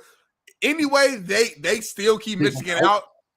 I know it sounds crazy, but would that even be possible? Like, if you want to see a strike in college football, keep Michigan, Washington, and Florida State out undefeated. And why is Michigan so low? Why is Michigan ranked so fucking low though? I'm trying to figure this out. Second? Strength of schedule, I think. Third. Third. They're third. Yeah, because their strength of schedule is poo-poo. That's why. They ain't play nobody yet, JB. Who's Ohio State playing? Dog shit. That's Notre Dame, at least. They played Notre Dame. That was a good win at the time. Notre Dame got beat by Clemson. No one's saying at that time that was a good win, though. Like, you know what I mean? Like, no, that's a good win. That's better than beating fucking like UConn or some shit. Yeah. Right now is Georgia. No, actually, so if you look at the AP, right? Let me see. Make sure I'm not tripping. I'm looking at the AP college football poll right now as of November 5th. It's Georgia, Michigan, Ohio State, Florida State. Yeah, they're second in the AP, but they're third in the playoff committee rankings. Got you. Okay. Yeah. Got you. So look, man, I love chaos in college football, but this year I want to see the best teams play. Yeah. And I think that the best team in the country is Washington. I think that Florida State's really good, even though they're in a weak conference. I think they're really fucking good. I think that Georgia is like just under the fucking radar because they don't have a quarterback or whatever. They got first rounders everywhere and they haven't lost in 2 years. And the culture down there is fucking nuts. And Kirby Smart uses everything as motivation, and they are just chewing glass, waiting to go beat the fuck out of someone. I wouldn't be surprised if they run Ole Miss out of the building. Although Missouri did play them tough, Georgia's just better. And then I really, I think Michigan's special. I think that, and I'm biased because I watch every minute of every game and I really evaluate everything, and I'm close with the staff, and I'm kind of in the middle on this like whole scandal thing. I don't really know what to say about it. I'm sympathetic to people who are getting fucked, and I'm also sympathetic to the fucker. So I don't really know what to do. So I just want to see good football. And honestly, the easiest way to do this is undefeated Michigan against undefeated Washington and undefeated Georgia against undefeated Florida State. Yeah. And then that'll keep it simple right there. No arguments right there at all. 4 teams are undefeated, and then Texas can go play Oregon in the fucking Fiesta Bowl or some shit. That would be an awesome game. And you get fucked, but at the same time, next year in a 12-team playoff, can you imagine if it was 12 teams this year, dog? How good it would be. How you know why college football is becoming so, to me, it's getting to be unwatchable because of this. So what's going to happen is Texas will get left out at 1 loss. They'll play Oregon, who will get left out at 1 loss. Or 2 losses, whatever. And none of their best players will play in that fucking bowl game. Yeah, that's dude. So they won't play in a fucking bowl game. So it's like a fucking waste of a year. Like, this is why I don't want to watch it no more, because we don't hold anyone accountable for fucking finishing what you started, and you're allowing these kids to do whatever the fuck they want, and still you think that we're going to have a good product at the end of the day? No, we're not, because Texas and Oregon should play everybody and both being 11-1. Let me ask you this: is the product from how they handled the top teams the problem? I don't think the product on the field is bad in college at all. Like, other than the targeting rule, I love watching college football games. Like, I would rather watch college games in the NFL every fucking day and twice on Saturday. But I do hate this, and I've always hated it. I hated the fucking way they crowned champions when I was a kid, like the split national title in 90, the split national title in 91, the split national title in 97. I hated getting fucked as a player, like getting fucked out of an opportunity. I'm not saying we would have beat the number 1 ranked Miami Hurricanes. That was the best college football team I've ever seen in my fucking life. I played with Jonathan Belma and DJ Williams and all those cats in the league, and we used to talk about it all the time, and they would laugh when you bring it up. Like, we would have shit-stomped everybody, and I agree. Like, Sean Taylor was a backup. So they probably would have killed us, but God damn it, we should have played for that game, and it fucking me and everybody else on that team, Dan Graham, Donald Strickland, Andre Gerard, Victor Rogers, Pesavento, Chris Brown, Purify, every fucking buddy, every Bannon, Brayton, everyone. Just a bunch of dudes with their fucking pensions in the NFL that still talk about the fact that the BCS fucked us. So this whole process of how they crown national champions, how they pick who they want to play for that championship, that is a massive problem. And I'm so happy that they've woke up and they're going to 12 teams next year. Like, that is legitimate competition. That means you can lose 2 games and get hot and go win a fucking natty. I'm not sold on the 12. Motivate everybody to play harder and longer. Like, you won't see guys sitting out because they have the opportunity to go get a fucking ring. Right. I gotta see. I'm on the other side of the 12 game thing. I'm still not. I know you, Steve. Everybody's a proponent of it. I'm not, because I just am. I'm an asshole. But here's the thing. He's an asshole. Can I give you something to seriously debate before you leave? Because I'm an asshole. I'm gonna give you JB's. JB, if I'm the NCAA commissioner, I'm the football commissioner of the NCAA. This is JB's wish list. This is what I would do. Can we have Fight Club at the 50? Give me a penalty box, motherfucker. Maybe. Give me a penalty box. Here's what I would do. I'd keep it at 4. Number 1. All right, let me break it down and we'll debate it. But you cannot sit here. You can't sit here and tell me my rationale is not going to be legit. You're going to at least think about it. I'm going to make you at least think. I'm going to at least make you think about this. Fuck. I'm going to say keep it at 4. But I'm going to mandate that Alabama, Georgia, Florida State, all these major big-time blue blood teams have to play each other during the season instead of fucking North Alabama. That's a great idea. Okay. So, guess what? Now, Bama plays SC. Washington has to play Georgia. Georgia has to play fucking Texas. Texas has to play Florida State. Or whatever. However you want to fix it up. Michigan has to play. Games, dog. You can fucking make this happen like this. And I would. And guess what? You'll have fucking 4 teams in the playoff at the end of the year that are worthy of being in that bitch. Bro, that is mic drop, bitches. Mic drop, bitches. Cut that motherfucker right there. That shit would eliminate all this. If you made Power 5 teams play Power 5 teams, and then you manipulated the fucking schedule like the NFL does, so playoff teams are playing each other in the regular season every year, so they decide who the fuck is seeded where in the playoffs. Like, if Florida State, Texas, and Alabama, and Georgia, and Washington, and Oregon, and all these top teams, if they took the top 12 teams from last year and said, okay, we're going to round robin this motherfucker, and you guys are all going to play each other at the beginning of the season, and your non-conference schedule, you no more Portland States and no more, like, for Colorado, no more CSU and Air Force, like, only Power 5 schools. That's that shit right there. I love that shit. That's a great idea. That's a fucking Here's another idea. Here's a second idea. Every 2 years, You place these guys in tiers in the country. So the smaller programs still get paydays. They don't get crippled. You put them in tiers. So let's say over 2-year span, the teams that have the best overall record in 2 years, let's say Michigan compiles 23 wins. They're in the tier 1. Georgia compiles 24 wins. They're in tier 1. If you lose 2 or 3 games in year 1 or 2, you have less losses than those teams. You're in tier 2. So the tier 2 teams, Power 5, can still play an Akron, Ball State, and pay them. But no, they'll never get in the playoff. The playoff is going to be tier 1 only, and they have to play each other throughout the year in crossovers. Because remember, Texas is going to the SEC anyway. So is Oklahoma. So guess what? You're already going to have those crossovers. So the best record in a 2-year span, and then every 2 years you move those. So in 2 years, let's say Clemson goes at 23 wins. They're in tier 1 in 2 years. And then you start it over. Every 2 years, you move the tiers around.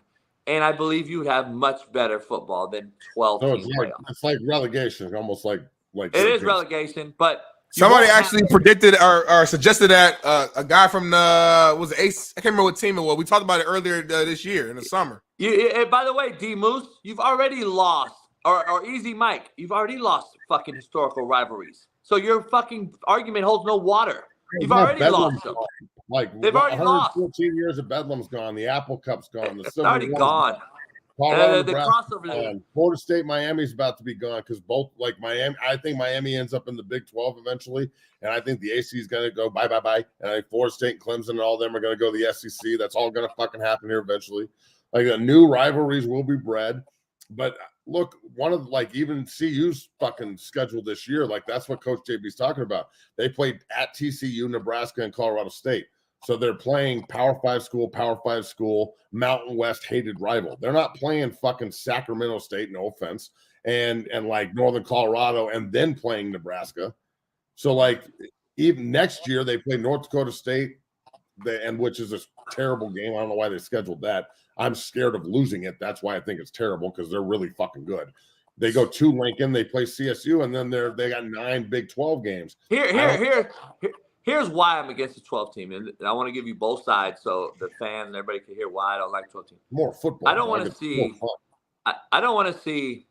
No offense to any of these teams. I don't want to see. Let's say TCU, 2-loss team gets in at the 12th seed. If I can play, and then you've got 2 teams with a bye. I believe is how it's going to work. The number 1 and 2 teams going to have a bye. So that 12th seed or whatever is going to fucking end up getting the best team next. And get fucking absolutely mollywopped. Well, why would you assume we're going to get mollywopped? They just beat Michigan by 30. Like, we have to play the game. They already lost 2 games, and you know they're not going to beat one of those 1 seeds. Well, I don't know. I don't know. That's why they got to play. I do know how not to get mollywopped. Don't put them in. Fucking put a 4-team in, and then let them play each other all year. Yeah, I think if let's say Air Force went undefeated this year and didn't lose to Army and we were in 12 team, I would fucking love for Air Force to be the 12 seed and an undefeated non-group or group of 5 team playing the 3 seed. Like no 3 seed. It gives these teams a chance to leave. Yeah, Florida State or Washington wants to play motherfucking Air Force. Like you'll probably beat them, but you don't want to play them. Like have fun with that triple option and that defense. That'll be fun. Like fuck. I just remember. I guess I agree with you if it's a 2-loss non-conference champion Power 5 team, but if it's an undefeated Memphis or undefeated Tulane went and fucking mollywopped SC last year, bro. Like since I've watched Cincinnati get into the playoff and play pretty fucking tough undefeated as a group. But they mollywopped SC because SC don't care. I mean, yeah, but every blue blood can give me a motherfucking excuse on why they lost to a lesser team. I just talked about Fresno State was in the WAC and they beat us in 01. The excuse was they were better than we were that night. Yeah. But now though the game's changed, Matt. You know the game's changed. These cats are not even playing in the game for the most part, some of them. So I'll have to question. No, I don't agree with that either. I think in college, but I have to question. Are you playing? Yeah, but I'm questioning. Are you really wanting to play Tulane at SC last year after they got beat in that Utah game and had no shot at the playoffs? They probably didn't want to play, but as a fucking player, Look, I agree with you that Caleb Williams is a bitch, and he probably wasn't very motivated, and Tulane really was.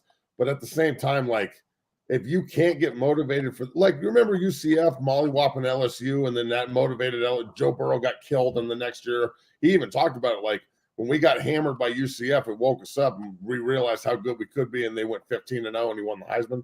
I'm just saying there can be a lot of good things coming out of getting beat by somebody that's not better than you, that's at a lesser school, quote unquote, without losing to Fresno State in 01. I don't think we win the Big 12 and go to the Fiesta Bowl. Like, it was so motivating because it was so disappointing. So I love college football because you actually get circumstances like this where the lesser team can overcome and beat a better team. And in the National Football League, an upset is, yeah, there's upsets, obviously.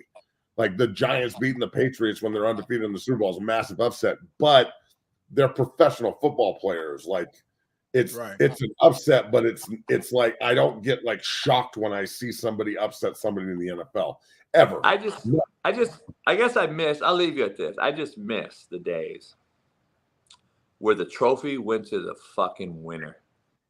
Well, that never happened in college football, though, dog. I'm just saying in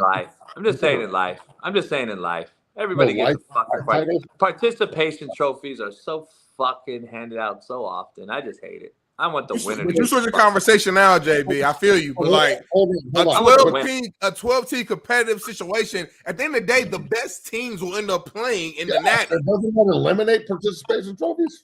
It's just more games. No, there's more games. We want to see more games. You only count one. Like when I was growing up and I'm watching them split national titles, that's participation trophy shit. Yeah. And when a computer is determining who goes to the national title, and like in 01, we get fucked. In 04, my senior year, Utah's undefeated, Auburn's undefeated, SC's undefeated, Oklahoma's undefeated, and they just pick SC and Oklahoma, and Utah and Auburn don't even play each other. And Auburn goes undefeated and doesn't play for the Natty. What the fuck? That's crazy. That's participation trophy bullshit. Like, at least think about what we've been arguing today about somebody's going to get fucked probably this year. That's 12 teams will remove that, literally. Exactly. And even the NFL expanded the playoff because there's good teams getting left out that deserve to play for it. So I personally would take it more than 12. I love the 1AA model where there's I think there's 24 playoff teams. I think that would even be cool. The more football, the better. The more college football, the better. If big-time players want to sit out, then they're not big-time. I mean, look, I know Christian McCaffrey missed a bowl game. He can do whatever he wants. That's running back white Jesus. Put respect on his name. But if you don't want to play in the game, that's your choice, homie. The next guy steps up. It's all good. We'll go play. That's the beauty of college football is nobody knew who Caleb Williams was until Spencer Rattler sucked. And then all of a sudden, Caleb Williams came in at Kansas at halftime, and all of a sudden it was like, oh my fucking God, Caleb Williams is the next great quarterback. So you've got somebody's got to fucking sit down for somebody to stand up. So that's the beauty of college football, where you don't really get that in the National Football League, dog. Like there's so many guys in the league that are drafted and they get to play forever because the GM doesn't want to look bad. Whereas in college, everybody's recruited, and one of my favorite sayings ever is, I'm recruiting you to come in here and take someone else's job, but once you get here, I'm recruiting the next motherfucker to take yours. Are you going to keep it, or are you going to go transfer portal? Are you going to keep it and excel and stay here, or are you going to use an excuse? I think that the weed out process in college football, the fact that it's so intense right now, is a good thing. I don't mind. If the transfer portal is overflowing with 20,000 dudes, that's 20,000 kids that probably shouldn't be playing college football. Yeah. I just want to see 4. Hey, so over here in the chat, who stole Colorado shit? Who? Oh, okay. I got news. I haven't heard about this. I've been at the I got breaking news. I'm really intrigued about this. Who's did somebody? So I got a text. I got a text message from a buddy of mine who is directly, in fact, involved. Beaumont High School out by my house. A good friend of mine is the head coach there. They were busting up to go to the playoffs last Friday. And the police came and arrested 2 players off his bus. Their starting tight end, who's getting recruited, and another lineman. And they were both the people that stole both UCLA and Colorado's shit. It was. Wait a second. You're telling me. Yep. That 2 recruits. No, players for Beaumont High School. That weren't recruits? What do you mean? Were they? Well, I mean, like, were they guys that were at the game, like as guests of UCLA? Yeah, they were there. I think they were just there at the game as part of a big, huge group. Yeah. Okay, so they were on the bus. Their team went to the game. No. Just these players went to the game as recruits. Okay, so they were recruits by UCLA. So they had like the badges and they're recruits. That's what I'm trying to clarify. Okay. Yeah, that's what I'm. That's how they had access. Then that's what I'm understanding. Yeah, and then they caught him last Friday, going to a playoff game.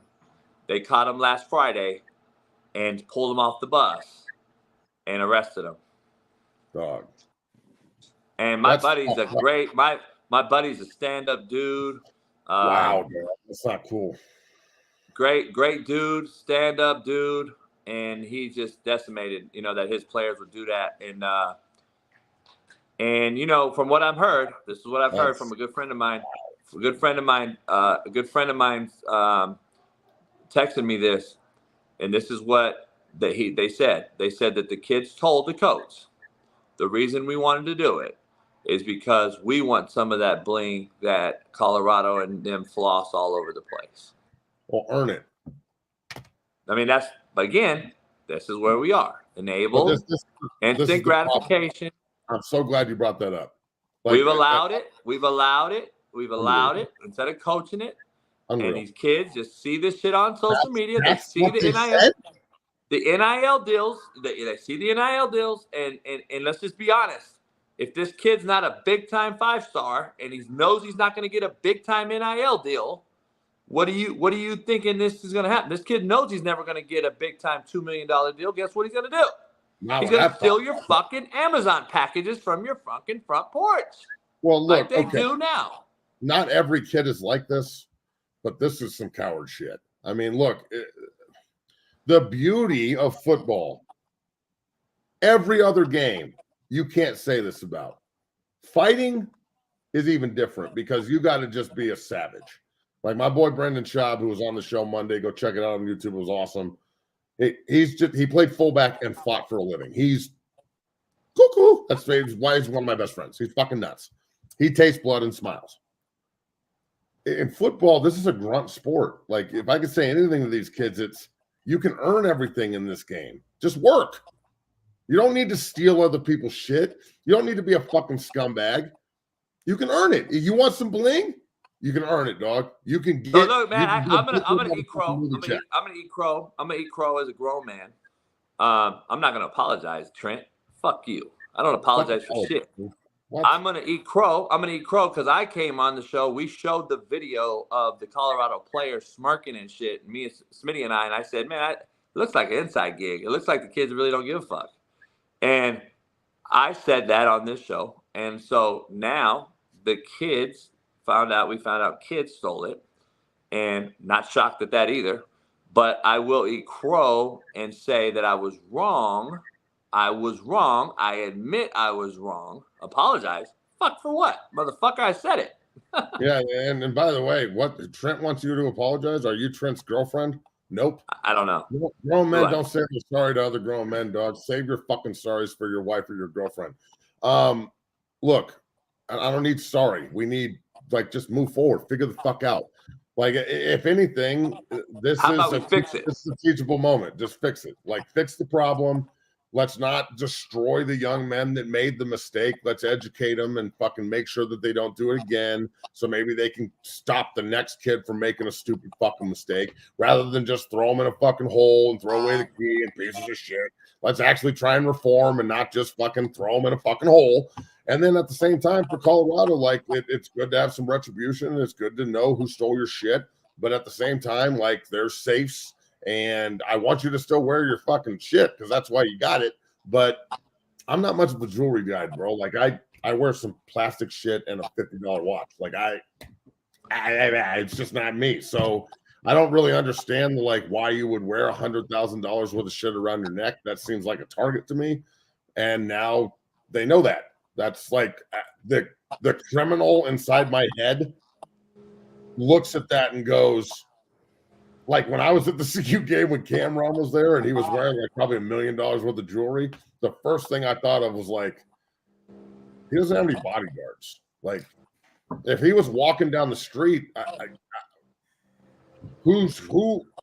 What you saying, Matt? What you saying? You gonna rob Cameron? Oh, I'm not gonna. I like Cameron. We were like, that's my dude. I'm saying, like Aqib Talib might run out and fucking straight rip that chain off and take the fuck off. That's all I'm saying. Hey, but I want to be clear too, though. Like, make no mistake about it. My grandma bought me this chain, son. Hey, here's the thing about it. I want to be clear. I admit I'm wrong about what I said. I'm not going to ever say I'm wrong about what I mean. I still mean I would still not want them motherfuckers to bring the shit to a rival on the road game. I don't know what hood I'm going into. That is what I'm teaching kids. I'm still sticking to that. We're going to L.A. I'm still sticking to that. So it doesn't fucking matter. I'm still telling my kids not to wear the shit. And you definitely would have too. I watched Last Chance U. You are not fucking around, dude. Absolutely not. I told them every day. I got kids in the chat right now on that team. They're in here right now. Alan's in here right now. He'll tell you. Is that the guy who got an F in art? Yeah, I used to tell them, don't bring that picture. Don't bring that shit to a fucking road game, especially in the JUCO. There ain't no cops at the door watching your shit. No, the cops are probably in on it. You're in LA. And that's why I'm like, no, man, don't bring it. And guess what? Guess what though? Kids wouldn't have stole it if it wasn't there. That's true. I hear you. But I'm glad they found the people who did it. I'm assuming, did they sell the gear, the jewelry, or do they still have? I wonder if they still have it, or the players getting their stuff back. Like I guess we'll hear more in the coming days. I would assume. Yeah, I don't know. I'm not sure. But they figured it out. So. Wild. A lot of shit today. A lot of breaking news. A lot going on. I don't know if you saw the kid. The coach socked the kid in the helmet. Matt, we showed it. Yeah, Matt, cool. Bailey, I don't know if you have it still. Matt, I was a little intoxicated last night, and here you go.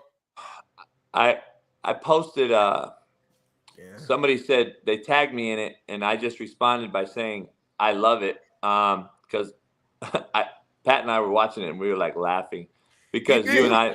I'm watching now. He hit him a little harder than I thought the first time, but he got a helmet on, so of course he doesn't feel it. But optically, that's a bad look, though. It's a bad look. Smitty, don't get soft, Matt. Smitty, don't get soft. Hold on. This is the last thing I'm gonna fucking say, and then I got to go because I have to do another show for Buffalo Denver breakdown, and I totally forgot. I had my high school coach hit me in the face in the middle of a halftime in front of the whole team when I was in high school. And it was super embarrassing and shouldn't have happened. And if I wasn't as shocked as I was at 17 years old, if he would have done it to me at 25, he would have been dead. So you cannot put your fucking hands on kids. You cannot get physical. You cannot do this kind of shit. It is not called for. It never has been. And I think it's the most coward, fucked up way to coach on earth. I don't care if you grab a face mask. I don't care if you yell. I don't care if you hit a helmet. But if you walk off and you sock a kid, you should be fired and you should never coach again. You're a fuckboy, period. Man, let me ask you this real quick. Your son is a football player. If he comes home and says, or you're in the crowd, you see his coach, fuck, man, what's wrong with you? If somebody hit my kid, they would have to Hannibal Lecter me to a motherfucking cart and put a mask on me and stick me in a fucking Brinks truck and take me away because this motherfucker would be dead. Don't you dare put your hands on my children. Don't you fucking dare. And that as a coach too, you are disrespecting your sacred oath to take care of the kids. You cannot put your fucking hands on them. How dare you? I gotta go. Yeah. All right, later. Goodbye. Peace. Here's my take. Here's my thing. This is why this is the thing that I was saying. I would never hit a kid like that. So the issue is, like, there's two ways to fucking do this. And you cannot put yourself in that no-win situation as a grown folk. That's the bottom line. Because you ain't going to win. You ain't going to win. You can't beating up a kid. All right, Coach JB beat up the kid. So, okay, and you're supposed to. You better. If you really were to fight. Right. Number two, if he beats your ass, you're fucked. I just don't see a win situation. That's why I used to preach to my staff. You better not fucking put hands on no fucking kid. Send them to me as the head coach. Fucking, I'll de-escalate or whatever it is, or I'll cuss their asses out because there's a difference. I don't know if that guy was a head coach or assistant coach. I don't know the scenario. But it's a no-win, dog. You're in a no-win situation. And I tweeted out I loved it because I thought it was funny because of how soft we are. And I did it on purpose. How soft we are. I knew all the hate. I knew all the comments were going to be fucking. I haven't even looked at them yet. I know it's going to be comical to me. I think it's funny. But at the same time, I would have never did it. And everyone in the chat knows I wouldn't do it. And that's why a lot of people that know me were texting back or tweeting out, JB a fool, like with the meme. Because they know. Yeah. They've been with me. They've coached with me. TJ and all these cats know. You know what I mean? I ain't gonna fucking do it. It's stupid. But I just thought it was funny. If I was your player coach and I messed up, would you punch me in the face? No, I would never punch any kid. But I'm just saying, it's funny. Like, hey, they do it to me all the time. Why can't I fucking whatever they call troll? Troll. Right. Fucking offsides. False start. Now. Throw me on the field. Now the Trent Dilfer thing, when they were trying to cancel him from yelling at the kid and putting getting in his face and all that. That's coaching. Fuck coaching me. He was yelling at everybody, players, coaches, like refs. they were trying to cancel fucking your boy, the head coach for the Sacramento Kings. Yeah, my boy. I know you're talking about. Yeah. Because he was yelling at practice or whatever. LeBron's former head coach. Yeah. Now that's crazy. That's crazy, man. I don't listen. People this soft, they don't understand. And Pettiford in here. Saying, Mike Brown. Yeah, Mike Brown. Yeah. Pettiford in here is like, keep it real, coach. You wanted to put paws on Malik Henry. No, I didn't. I've raised Malik Henry since he was a little kid. Malik Henry knows he was never in fear of me coming over there and put hands on him. I just think, JB, again, like if someone doesn't know you, when you get really mad, like you get pissed. Like I've seen you get really mad, obviously on the show and a couple times, like you get another level. So I think when people don't know you, they see that, they're assuming the next step will be violence because how mad you seem, because the way you're cussing or your face gets red. So they're thinking the next step is violence. But it's like, nah, he ain't never put his hand on no kid. He wouldn't even been in a position to be a head coach if he had a history of doing that. He would have been fired immediately. And kids talk too. It's social media. Come on, bro. They would have recorded your ass. But here's the thing. Like, don't you think kids talk in DMs? Hey, man, you better not come over here. This motherfucker crazy. We're about to put hands on him. Come on. Beating our ass over here. Yeah. Like, come on. Now, here's the thing, though. Like, he beating our ass over here. Don't come over here. It's fucking crazy. It's crazy. Would I ever coach high school football? No. Can't do it. Ain't gonna be able to do it. Ain't gonna be able to do it. The wouldn't do it. The problem is, it would have to be a private school that pays $250. Like that's the only way I'm doing high school, and I'm just telling you, like shit. So really, you would only coach Division I head coaching, like. You would only look for like a head coaching Division I opportunity at this point in your life. No, I'll go JUCO again. You go JUCO again? Okay.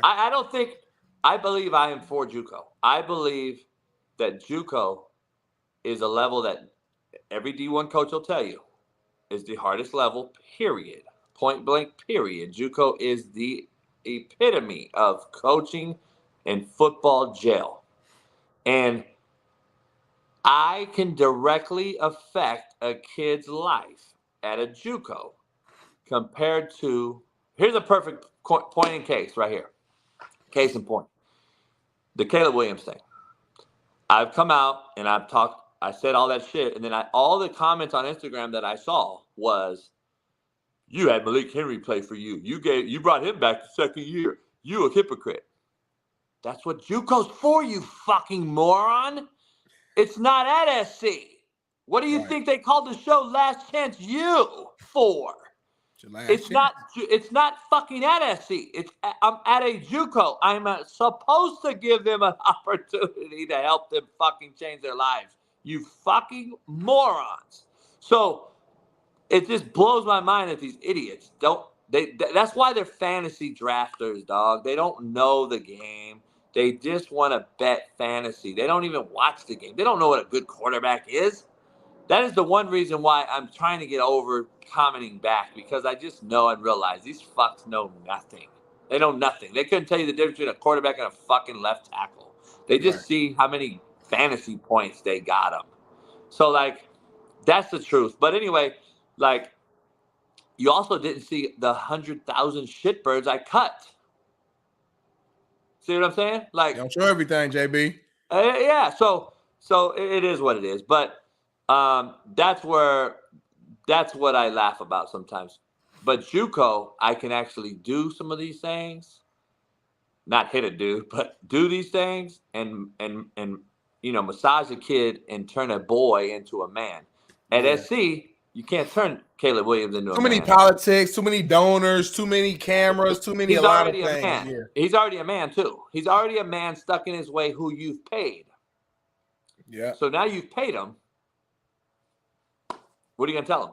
By the way, that makes sense. Caleb Williams makes more than probably like 8 of his assistants. It's funny you're saying it because I don't think we have it down here right now. But Dion was like, he was on a show, a radio show or something yesterday, and they asked him like, is NFL the next goal for him? And he was like, no. And the reason why was damn near the same way that you're looking at D1 compared to JUCO is how he was voicing NFL compared to the D1 or just college level period. Just saying like, man, I can't, I love the game too much to where I can't be around these guys making multi-million dollars and they're not putting their best foot forward and they're not giving effort and they're not listening to the coach. Like I would lose my mind. So it's kind of like the same type of message that you're saying at the D1 level is what he's saying at the NFL level. So I thought that was just an interesting connection right there. Because I get it. Once guys start making a lot of money, it's hard to motivate them unless they truly just love what they're doing. And you have less of that now than probably ever before.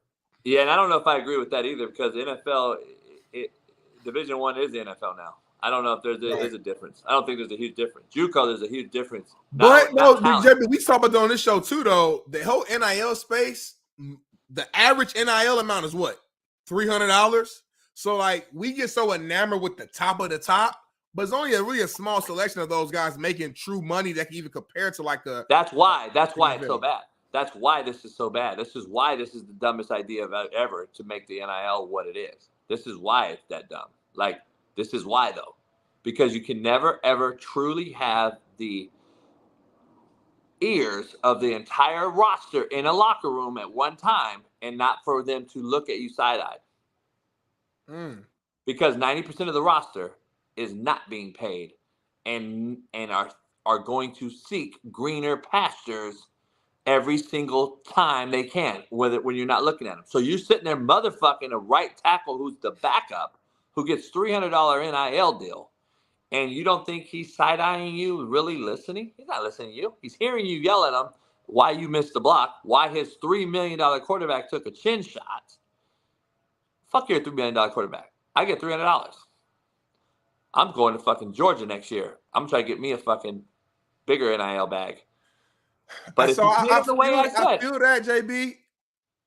My only counter to that is like, if I'm only making $300 NIL, then that's something that I'm lacking in. That means I'm not playing well, or my brand isn't big enough on social media, that's something. It's not like the head coach is out here paying players and deciding, and you know what, I'm gonna break off my quarterback $1 million because I just love him that much. But your ass only get 3. Now, if the coaches was paying players, yeah, this would make a little more sense to me. But NIL is like, you eat what you kill. So that's on you. That's on your own brand. You could be a backup guy like an Archie Manning right now and have $1 million bag because of your last name and your brand. So why do I care what the next man is getting when it's really up to me? You're way off. You're way wrong. Talk to me. You're telling me that a right tackle is going to get the same money that quarterback's going to get ever in life? They're never, but that's never NFL. Okay. So why would you even think that? Why are you even comparing that? Okay, so this is why. These are college kids. These are amateurs, correct? They're not idiots, though. Like, I mean, you'll never make as much as the quarterback. That's common sense. So now you're telling me that I got to take my football prowess. I've been one of the best right tackles in the country, working in my ass off at football, and I got to go be a fucking social media expert now so I can equal the playing field and make money? It's my fault?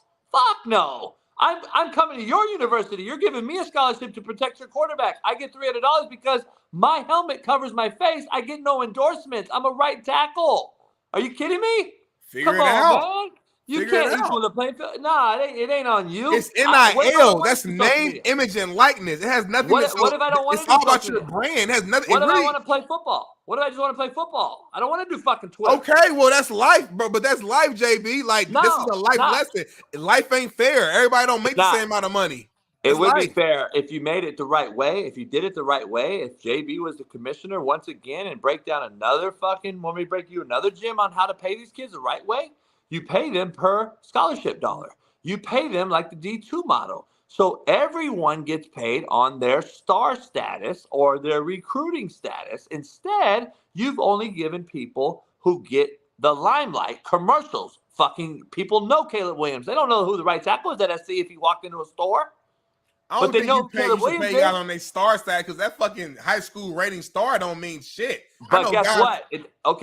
But you're still recruiting you're still recruiting a guy, and you're giving them more NIL money than you are another guy, correct?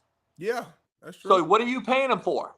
For shits and giggles? Potential? No. You're paying him because he's a great player. So guess what? You can equal the playing field. Every kid gets 5 years, 10 semesters on a scholarship, correct? That's what they get until they go enter the NFL. By the way, they can still come back and get their degree based on the honorary system of the NCAA honoring 10 semesters, 5 years on a scholarship.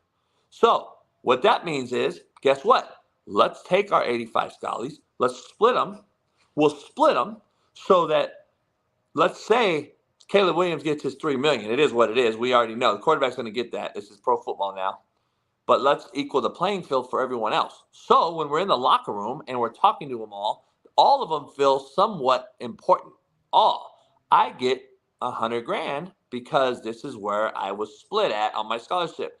I know I'm not Caleb Williams. I'm not the 5-star kid, but I'm a 4-star. So guess what? This is guaranteed money that I'm going to get. Then if any jersey sell in the student store or anybody comes at me with a deal, that's just bonus. That's just bonus. So I'm not disagreeing because right now you're kind of tapping into the space of the NCAA paying the player. We agree on that. That's the original way. Right, and I agree with that 1,000%. Right now, NCAA is still getting away with fucking murder because they're not doing shit. That's why 2 years ago I said this is all wrong. This is not how you're going to make it. It's not going to work. Pay their asses. Everybody gets paid because they can. The NCAA is still getting away with slave labor. I agree with that. So we're okay with certain guys getting millions, but now we're saying that the other guys need to fucking go get better on social media? Nah, it ain't gonna work that way. I guess what I'm saying though, JB. So I look at it separately. NCAA is one side, NIL is another side. NCAA should definitely pay the players, and maybe it should be the system that you just threw out based upon their stars, their rating. Boom, it should be some type of fixed amount or something for each category, whatever what you want to do to make sure everybody gets something. I agree with that from the NCAA. But NIL has nothing to do with NCAA. NIL is name, image, and likeness, which has to do with your brand. So that's why I brought up social media. But whether it's social media, whether it's like you just being a pillar in a local community and getting deals by the local car dealership, whatever the case may be, NIL is based upon you as a person, and you eat what you kill. Now, obviously, your play on the field is a number one reason of why a brand would want to work with you.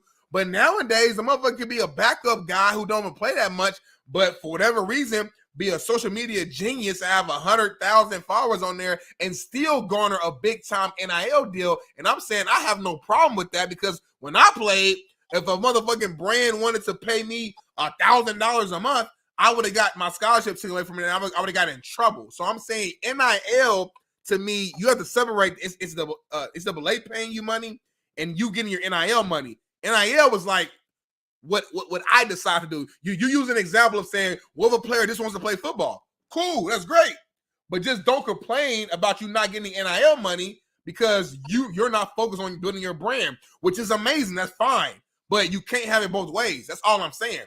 The reason why Caleb Williams is getting the bag, not only is he the number one player, but he also has a brand, and he's okay to be in commercials, and he's doing this and that. Like, he cares about both sides. So that's all I'm saying. NIL was based upon what you want to do with you. You're missing the whole point. That's why he has a brand, though. The right tackle don't have a brand, bro. He has a brand because he's a fucking quarterback. He don't have a brand because he's Caleb Williams. He didn't have a brand. He has a brand. Quarterbacks are not the only position out here who got NIL deals and got branded. There's O linemen with deals and D linemen with deals. Is it harder? Hell yeah. At every level, it's harder. I know D linemen in the NFL who are beasts, who it's hard for them to get deals like a quarterback. I get that. But let's not comparing quarterback to O lineman. I'm just saying there's money and opportunities there for, if you're a great player, good to great player at the college level, there's money opportunities there for you. You just got to maybe got your cover zone. You might got to go talk to the right people. I'm saying you can't just sit there, go ball out on the field, don't do nothing. Let me ask you this. Let me ask you this. That's how it works. So, but your point is not valid because you're saying that. Let me ask you this then. Okay. We're not going to talk about right tackles that you have to fucking be good. Of course. But let's just talk about, have you seen any kickers that come in to win the game at the buzzer? Have you seen their NIL deals? Do you think they're not important? Everybody's important, JB. I'm just saying, though. Do you see a kicker with a big NIL deal anywhere walking around? I don't. Everybody's important, though, JB. But these brands, you think Popeye's Chicken, you think fucking Raising Cane's even knows about who's important? No, they want their brand and their dollar amount of their business, their bottom line to increase. So they like, oh shit. I'm not talking about that. Quarterback though. JB got a fucking 500,000 followers on social media. He has. I'm not talking about that though. That's not what I'm talking about though. Like, that's why I say pay them all a certain way by getting an equal share in this thing. And then if you go out and get jersey sales on your side and do your side hustle, so be it. I agree. But at least they feel included. They're not included. That is why the locker rooms are where they are. That's why the transfer portal is out at all-time high. They don't want to. They see one guy make it and not the other, and they're like, well, fuck this. I'm out. So that is what I'm saying. You can fix it by a simple matter of, this is what we do. You get this dollar amount. You guys split this. Now we're saying, okay, at least I know Coach and everybody else is including us. I know I'm not going to make fucking Caleb Williams money, but at least I'm included and I have an opportunity to go do side hustle shit, which this world has turned into. So, Jake, shut the fuck up, you fucking cunt. Shut up. God. Who is this? Did they just not look at the chat anymore there? I don't know. Well, he's gone. I don't know. Me and you was in the middle of a good discussion. Yeah, I bet the chat's going crazy for this guy, so I booted him. Anyway, I just think. Yeah, I think we actually agree, JB. Like I agree with you. Yeah. Here's how you fix it though. Real simple. Get rid of the transfer portal, and it's real simple. Keep the NIL how it is. Get rid of the fucking transfer portal. So that way you have to earn your money that you did get, and you have an opportunity to stay at that school and go get you some side hustle money. And knowing that you can't leave, and I have to toughen my skin and fucking work for this money and stay here, it would change a lot of shit. Or at least make it a one-time transfer. Fuck. This unlimited shit is fucking horrible. Didn't they change that though? Like, you remember the whole situation with the North Carolina transfer? Was it Tez Walker, I believe, where he almost didn't have a chance to play this year. They ended up letting it go through in the middle of the season. I had to look it up more, but then they made some type of change to how many times you can transfer, because that was the whole reason behind him, where he was like, he had to fight the NCAA to allow him to play, right? Or am I tripping? But you let him play 6 weeks in? Right, which is crazy. But I'm saying, like, it was a scare that he wasn't going to be able to play at all. So I don't know. I had to look into it more. But I'm with you. Yeah, the transfer portal is crazy right now. The unlimited piece of it. you got to allow the guy at least one transfer the way it used to be, because sometimes stuff just comes up. A coach may leave. Very rare, but sometimes there are family situations where you need to be closer to home. There are certain real shit that happens where it's like, all right, I need to transfer. You know, it just makes sense to transfer.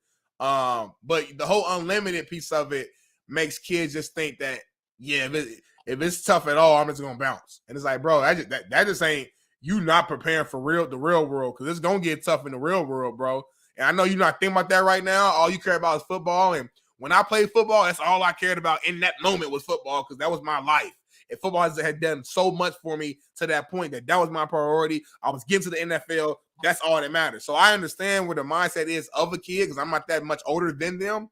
But being on the other side now, you need to prepare for the real world. Even if you do go to the NFL, you probably ain't going to be no fucking star, which means you're not going to have a super long stint career. And even if you do, you go have an 8-year career, 7-year career like Matt, 8-year career like my guy Sheldon Day, who's still playing.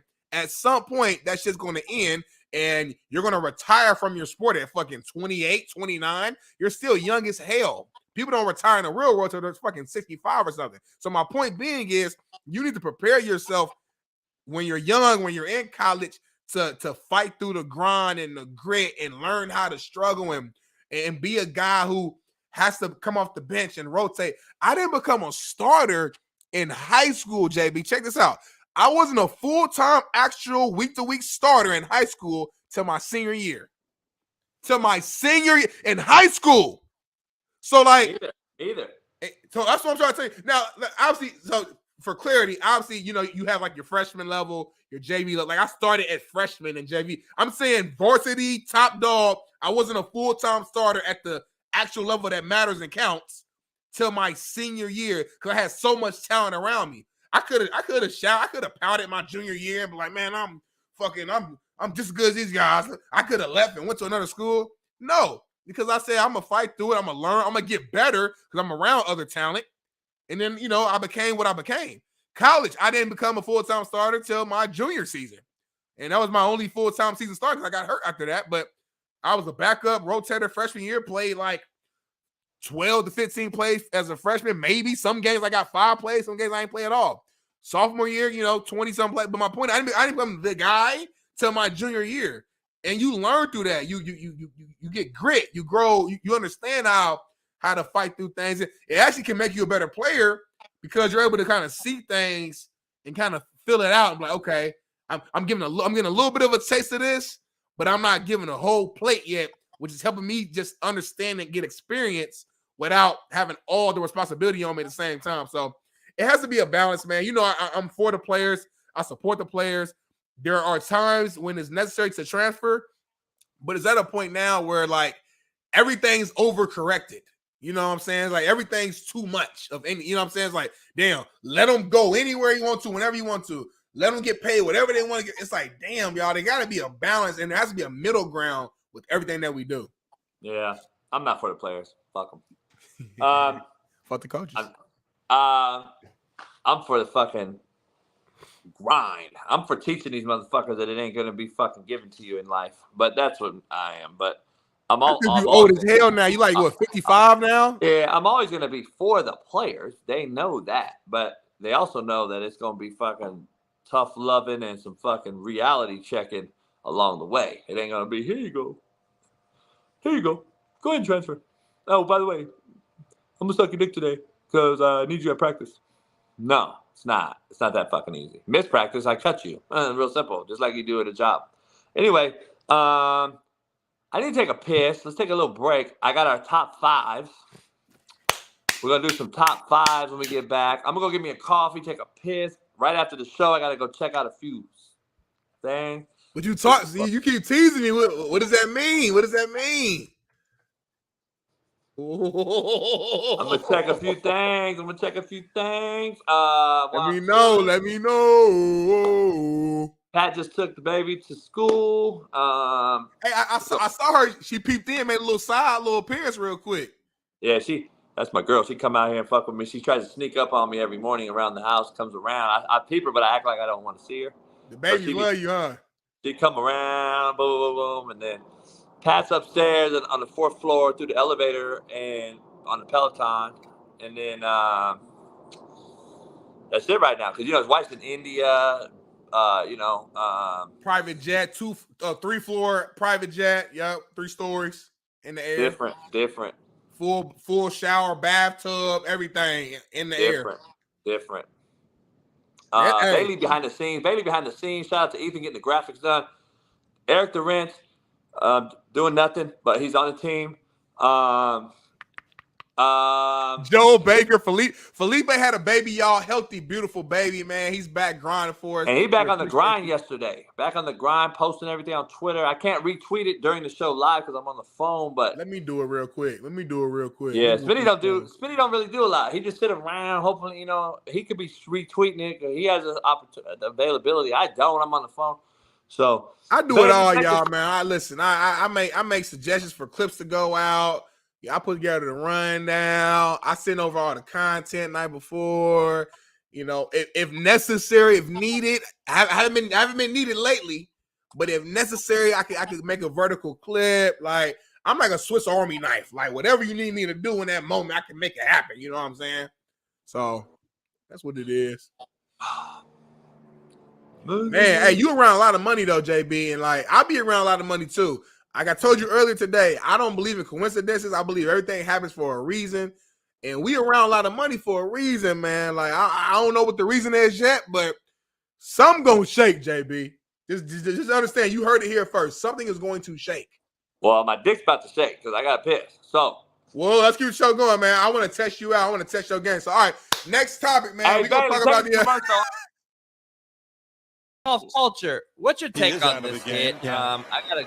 Bill, I know he's excited about this hit, but in the new rule, it's almost like a soft hit. Like it's almost like here you go, boom. Yeah, it wasn't even that. It was a good hit, but it wasn't like he just destroyed him. Like just sit down, He could have hit him under the chin. He could have hit him on. There's some other things he could have done. One of my biggest pet peeves is that exact moment after the hit where.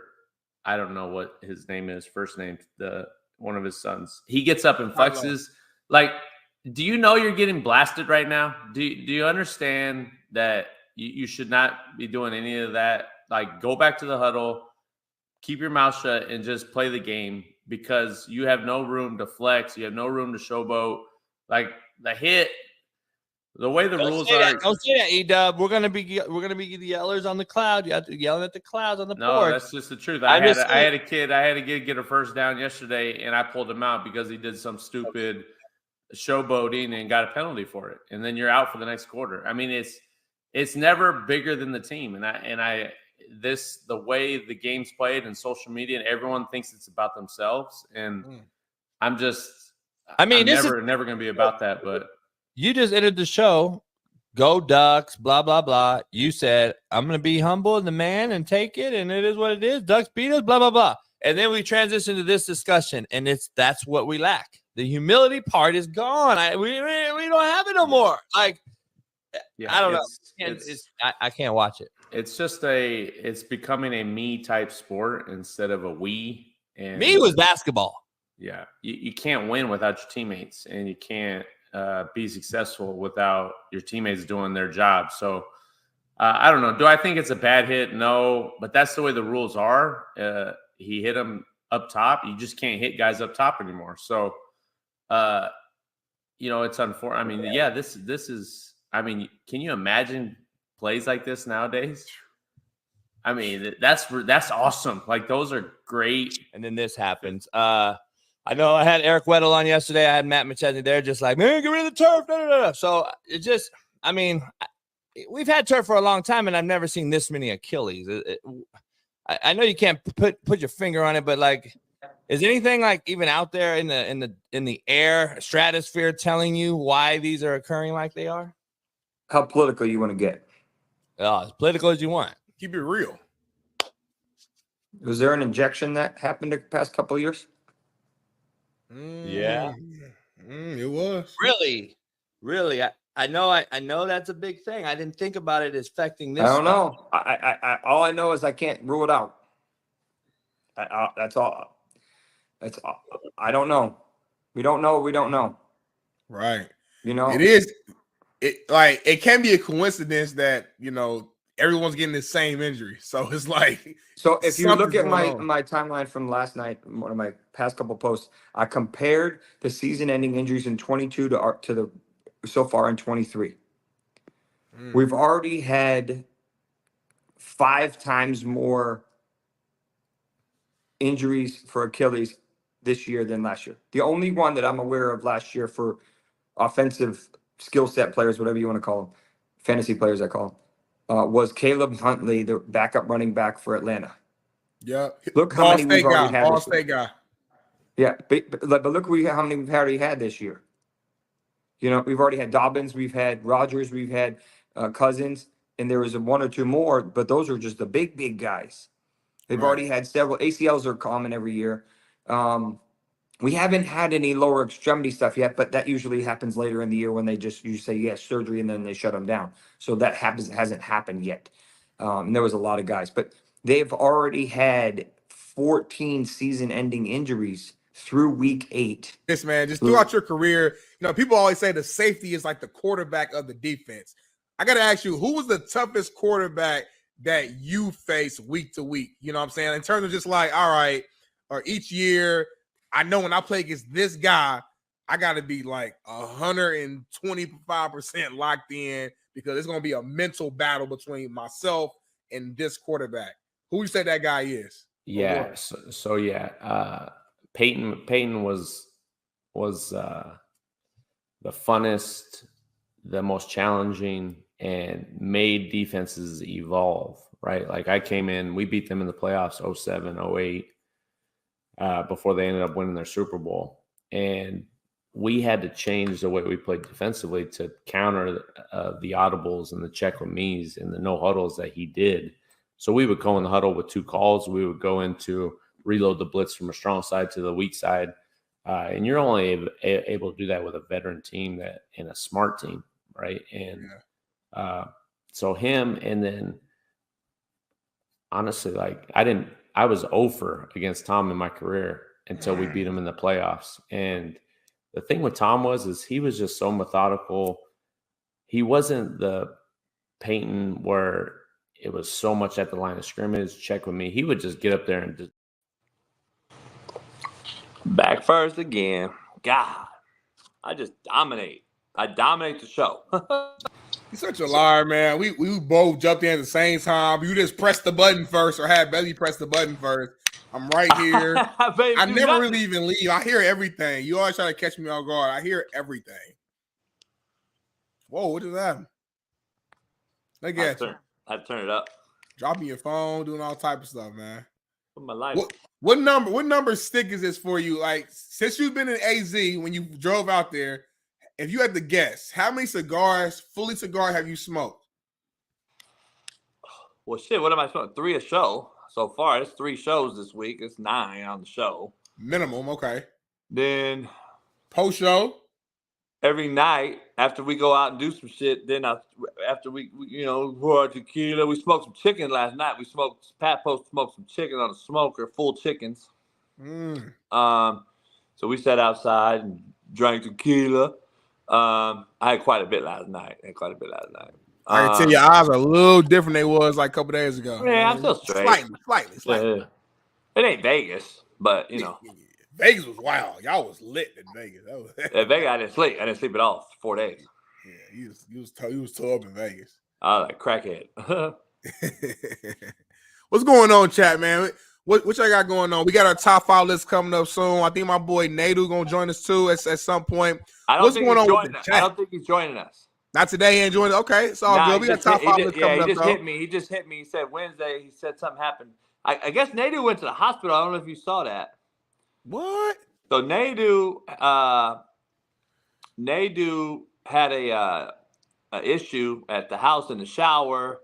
Had some nose issues, some nasal issues with some bleeding, and had to go to the emergency room. So that happened on the weekend. That's why we didn't do the Sunday show. T's and P's. I had no idea. You don't call me. Me and JB, we don't really talk after the show, so I didn't know that. We don't talk ever.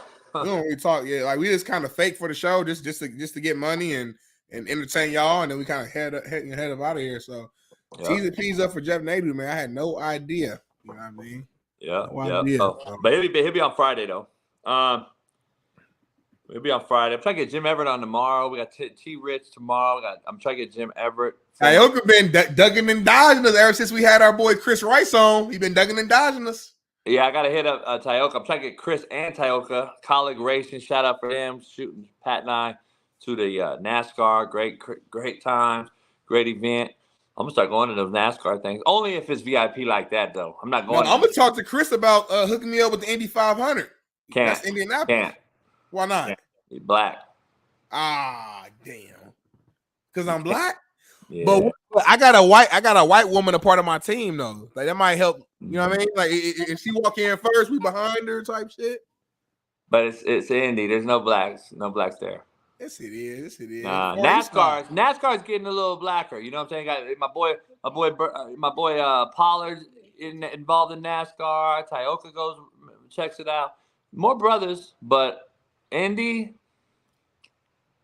I don't think you can go. I am Indy. Yeah, I don't think you can go. I'm the essence of Indianapolis. I don't think you can go. You can say it's racist, but I don't think you can go. I think people look at Indiana as a full state, and they let that cloud Indianapolis. Indianapolis is a lot of us. Now, Southern Indiana, you start to drive. If you take that drive to IU to Bloomington, now it starts getting a little. You keep your windows locked up, keep your seatbelt. But Indianapolis, I've never been in my life around a white person ever in my life. Race, though. You ain't going to an Indy car race. Everybody, bro, the Indy 500 is like one of the biggest sporting events every single year. It's not just white folks. It's mostly white folks. It's a lot of black people there turning up, eating hot dogs. And my generation, JB, if you notice, there's a lot of mixed relations. Brother in the crowd, not one. There's a lot of mixed relations around there. You got a black man married to a white woman, a white man married to a black woman. You're seeing a lot of that now, JB. You can't go. They at the race. You can't go. Sorry. It's my city. I'm going. So I'm gonna talk to Chris. We're gonna make it happen. Chris is NASCAR. Chris isn't Indy. Chris is NASCAR. I'm not racist, Kelly. See, JB racist. I'm not racist. You can't go. Chris is NASCAR, not Indy. And then Indy, no brothers allowed. No brothers allowed. Bubba's not an Indy though. You do understand? Break it down. Like I don't see. I'm now confused. You brothers don't even know the racing game. They racing. I don't know what you're talking about. Indy cars are the guys in the middle of the Indy car. It's fucking. It's got no frame on it really. Yeah. You know those? Okay. Yeah. NASCAR is a car, a stock car. Oh, so Chris not even involved with Indy 500. No. Indy 500 is just one race. Indy car racing is a ton of races. It's separate than NASCAR. But Chris can't get his team, his cars, his team to compete in the Indy 500? Like, that's not possible? No. Those are NASCAR. Those are stock cars versus Indy cars. I thought all that was the same shit. Like, no, it's totally different. You might be wrong too, because even though you a white dude, you a different type of white dude, and you don't watch racing either. So I don't know. I do my own homework. Yeah, Smitty, let's just keep it really. Just stick to farmers market. Stick to Inglewood, avocado toast. Stick to the foot. Stick to going over to the Staples Center. But let's stay away from IndyCar racing. You know what I mean? Let's stay away from that. That's white. That's for white folks. Not even I go to those. You can't go there. John, your mama like my IQ though. Now I hear you. I heard you saying, JB. I heard you saying, man. I guess I'm gonna stick to my fault, Chris. I guess I won't come to any of your races, but it was because I'm racist.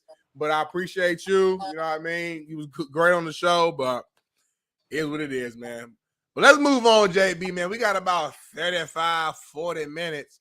Let's go ahead and start bringing your top 5 list, man. Which one you want to start off with? I'm going to start off with college. Let's get to college. We start off with college. Let's get into my top 5 performers. Coaching performances of the week, all right? my main man, Jeff Monken, good friend. Shout out. Army beating Air Force. Huge win. I got to put Jeff Monken at the top. I got to put Jeff Monken at the top. And then I'm going to go with my boy Jed Fish. I wasn't a believer. He's made me one. He's a Belichick disciple. Belichick guys just have not been good as head coaches. He's turning that Arizona program around. Beats UCLA. He's really he's beating a lot of folks. Jed Fish has Arizona Bowl eligible for the first time, I believe, since 2017. Jed Fish doing a hell of a job. Big win at UCLA. Dabo Swinney getting it done, predicting what I said. They'd beat Notre Dame. Got it done. I got to put him in there. Nick Saban just continues to win. Everyone's doubting the quarterback. Everyone's doubting their talent. He's continued to win ever since the loss to Texas. He's gone on, and now they're sitting there at 9-1. And then Sam Pittman going on the road, Florida, beating Florida after everyone's asking for his head. They won him out of Arkansas. I thought he did a good job silencing the critics for at least another week and beating Florida, who I think is horrible football team anyway. Arkansas is horrible. But so we saw two pillow fights. Win, man. Big win. I got him there. So those are my top 5. I'm surprised you ain't got Dabo number 1, man, because he made you right. You would have got it predicted it. I left off the mullet because he also beat Oklahoma. You can put Gundy in the mix, but Gundy was just on the outside because they've lost a couple games this year, and it was a big win against Oklahoma. But I did predict that win as well. But I think that these games, these guys are a little more. Gundy's never getting fired. Just FYI, he ain't never leaving. So right. I kind of excluded him on this list, but he deserves. He definitely could be argued to put him on there. But Gundy beat Oklahoma, who I thought, I think Oklahoma's fraudulent as well. So this is my top 5 strong list, man. Jeff Monken number 1. Can't be mad at that. I got so much respect for Army playing against them. Pretty much every year. You can never count them out. They're going to play motivated, play hard, play physical every single week, and especially when it's another military school who they're facing. And so as shocked as everyone is about the upset, I'm really not that shocked because I got too much experience playing against those cats, and they've upset us before at Ball State. So, I get it. Who was my guy, man? This is a while ago. We had a amazing guest on our show, a coach. He actually used to coach at Army for a little while. I was back in the summer, JB. He's losing my mind. We got to get him back on the show though, man, because it would have been in perfect timing to have him talk about Army. You know who I'm talking about. I can't think of his name right now. He was a hell of a. We had him on? Yeah, long-time coach. He coached high school, coached college. He was at Army for a hot second. You guys were vibing. You guys the same mindset. You talking about my boy Tony Franklin. I think my boy T. Franklin. Was it T. Franklin? Yeah, Tony Franklin. I just talked to Tony yesterday. Yeah, Tony Franklin. Yeah, we gotta get Tony. Shout out to Tony Franklin, man. We gotta get him back on, man. Great guest. And as soon as I thought about Army, I just thought about that episode. I thought about him. So, that's dope, yeah, JB. Good look. Tony's doing a little clinicking right now. He's going around right now doing some clinicking. Okay, shout out to him. Yeah, he cusses like me. You mean he cusses? Brian K said the guy that was swearing. Yeah, he cusses because he's coach like me. So, that's regular. Yeah, we're going to bring him back on for sure. All right, let's get to my top 5. What other college performing list do I got, baby? I can't see the list no more. Do I have another college play? Do I have a team list, or do I just got the quarterback? I think the rest is just NFL. I'm looking at it right now. All right, let's do my top 5 performing teams, not top 5 teams. Let's do the top 5 performing NFL teams of the weekend. Last week's top performing teams, I got to put the Ravens at 1 for smacking Seattle. They just beat them down in every possible way. Seattle's no-showed. Either quarterback played great, but Seattle just played horrible. Didn't show up. Raiders getting it done. AP's first win. Even though Giants are just decimated, it's still got to go on as a big win.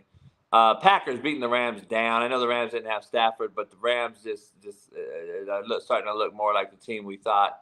The Vikings getting it done with Josh Dobbs coming off the bench first week. Big win on the road. And then the Texans, C.J. Stroud, coming back at the end, winning the game against we thought was a good Bucs defense. So that is what my top 5 performing NFL. This is a good list, JB, but you're missing one big-time team, I feel like, and that's the Philadelphia Eagles. I mean, I know they didn't play their best, but that's a hostile environment, a game that's been circled on the calendar all year long. You play the Dallas Cowboys prime time, like this is the game that everybody's watching, and you go out there and you win. It was a close game, I get it, but you go out there and you get the job done, you win. I gotta put them in. Yeah. I mean, probably the 5th spot over the Texans, and I get C.J. Stroud individually played lights out. You know, game winner, touchdown pass at the end. You know, against the Bucs team that's average, you know what I'm saying? So I think that's what's kind of taking away a little bit of the flair for me. But, I mean, I'm not mad the Texans are there, but I feel like you got to put Philly on there, man. That's a big-time win. You know what I'm saying? Against a really good Cowboys team. I left Philly off, I left the Chiefs off, and I left the Commanders off because, look, I picked the Commanders to beat Patriots on my parlay. They did it. They got it done. But I just didn't think that was a big enough game. Chiefs, I thought they would, Miami just soft. And then the Eagles, a good win, but they're 8-1 team. I thought these teams deserve to get some notoriety because of who they are. We know the Eagles. Let's bring up my top 5 teams in the NFL, Bailey. My top 5 ranking teams right now. JB's top 5. This is where I got the top 5 teams in the NFL right now. Right now. Bengals are ascending. I think the Bengals are playing the best football right now, but the Ravens beat them. So I'm always going to keep it real. And I'm going to put the Ravens up. I think the Bengals beat them next. And I think the Bengals are the best team in football as we are heading into this run. I believe the Bengals are playing as good as any football team in NFL, but the Ravens beat them. So I gotta go with that. Eagles are 8-1. They are, Elijah Rushing. What about your Lions? They got fucking mollywopped twice. The Chiefs, they're defending Super Bowl champs. As long as they bounce back after a horrible Denver game and win, which they did in Germany, I'm going to keep them on there because they are defending champs. And then the Jaguars, they have the longest winning streak in the football. They just didn't play last week, so recency bias. You guys are going to always bring that up. But the Jags are going to stay on my top 5. They could be playing as good as anybody. We don't know. We haven't seen them in 2 weeks. So they've had a long list layoff. They played the Niners, which I think they're going to beat that ass again. And the game of the weekend, JB. Yeah. You think the Niners are going to lose 4 in a row? Yeah, I think the Niners are who I said they are. Debo coming back.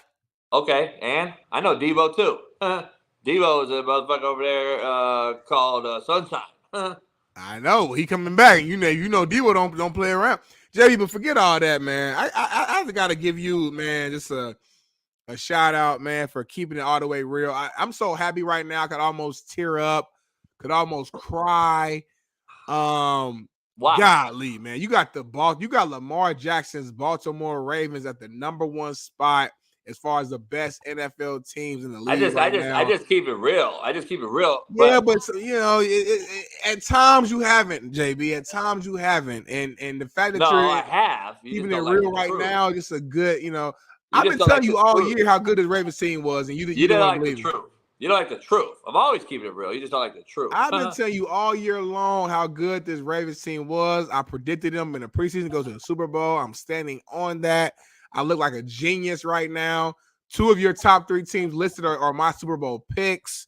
The team you picked to go Super Bowl, the team I picked just beat the shit out of them, and the Seahawks made them look pathetic. And I'm just so happy that you're finally seeing the light. This is a perfect segue because you pulled my top 5 list up. Bailey, I believe I have a top 5 list Jebby didn't even know about. And what do you have here? We have the same team at the number 1 spot. Cowboys over Cowboys. Ravens. The fuck, Cowboys? I got the Ravens number 1. The Eagles have lost one game all year. We can say what we want, but the Eagles just keep on winning.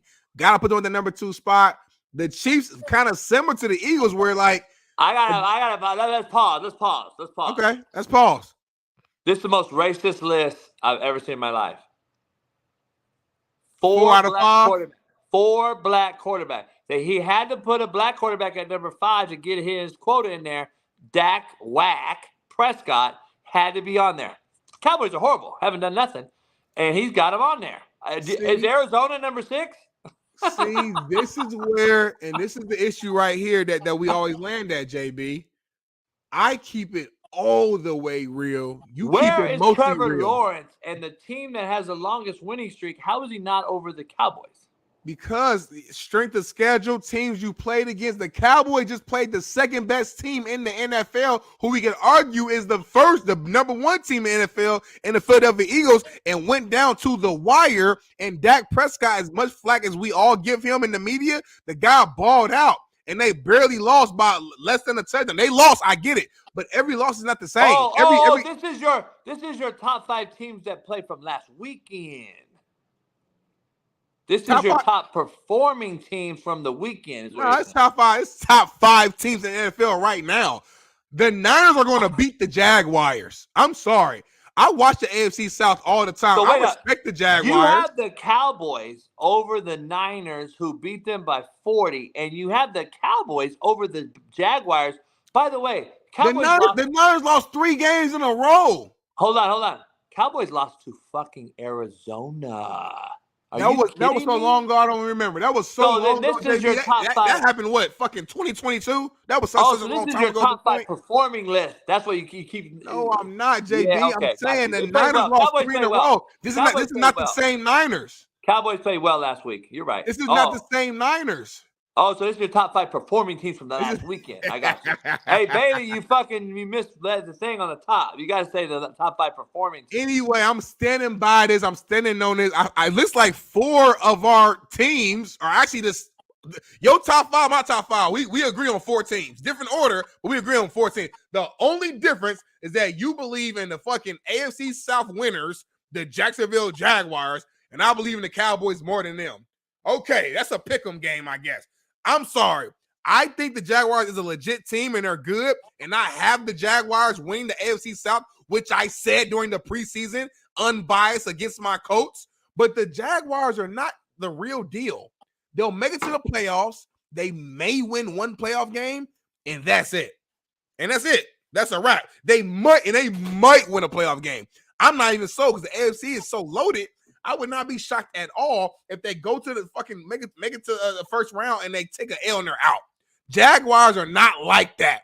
Good story, good turnaround. Trevor Lawrence is decent. He's not no MVP caliber guy. I like ETN. They're a good team. But let's stop it. They're not fucking great.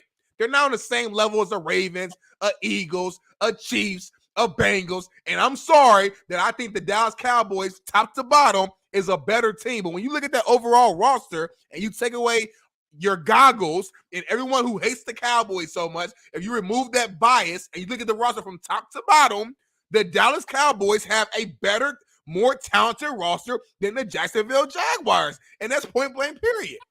Hey, Bailey, take this list off for me so I can show my big face.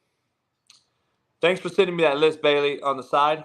Here's what I want to show, prove everybody how racist he is. Here is Smitty's number 6 through 10 teams. Bailey just sent me that privately. Smitty told Bailey, this is my 6 through 10, and now I'm going to show you. So he has the Colts at 6 only if AR5 was playing. Number 7, he has the Arizona Cardinals, Kyler Murray. Number 8, he has the Vikings now that Dobbs is there. Number 9, he has the unbelievable. He has Cleveland with Deshaun Watson.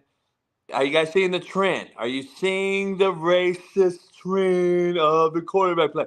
He doesn't have the Colts with Minshew. He only has the Colts with AR5. It's crazy. But thanks a lot for that, Bailey, for sending me that list on the side that he told you he wanted to put on there. Appreciate you. Bailey, let's go to the quarterbacks. My top 5 quarterbacks. Here is the top 5 quarterbacks in the NFL right now. I feel like you got Trevor Lawrence at number 2 for what? Because I would put him at 1, but Burrow's starting to show up. So, man, stop. Trevor Lawrence is not playing that, bro. Have you been watching the games? Trevor Lawrence is playing average. He's playing average. They're winning. They're winning because they're running the ball well. They're playing solid defense. They're coaching well. Trevor Lawrence is playing okay. Like, he's not balling right now. I don't know. You might be JB. I might have to call a timeout, throw a flag on a play. Trevor Lawrence at number 2. Are you kidding me? Well, who's 2? I would put Mahomes. I'm not saying Mahomes is balling. I'm not saying it because right now, first of all, let's all agree, quarterback plays that is not good right now overall. I will admit that. But Trevor Lawrence, to me, ain't playing better than Josh Allen right now, despite the record. Have you seen Josh Allen? Trevor Lawrence ain't. I wouldn't say him and Mahomes are close, but I would give Mahomes the edge. You know Trevor beat Josh Allen, right? CJ Stroud is playing better than Trevor Lawrence I think he has 14 touchdowns and 1 pick, I think. He's on a worse team with a worse roster. I'm just saying, bro, like, now Jalen Hurts has turnover the ball. He was getting a lot of turnovers early part of the season, but he slowed that down lately. I would say overall, Tua's playing better than Trevor Lawrence. Like, Trevor Lawrence might be like number 7. I love like a lot. D Jones literally just dismembered the show and left and everything.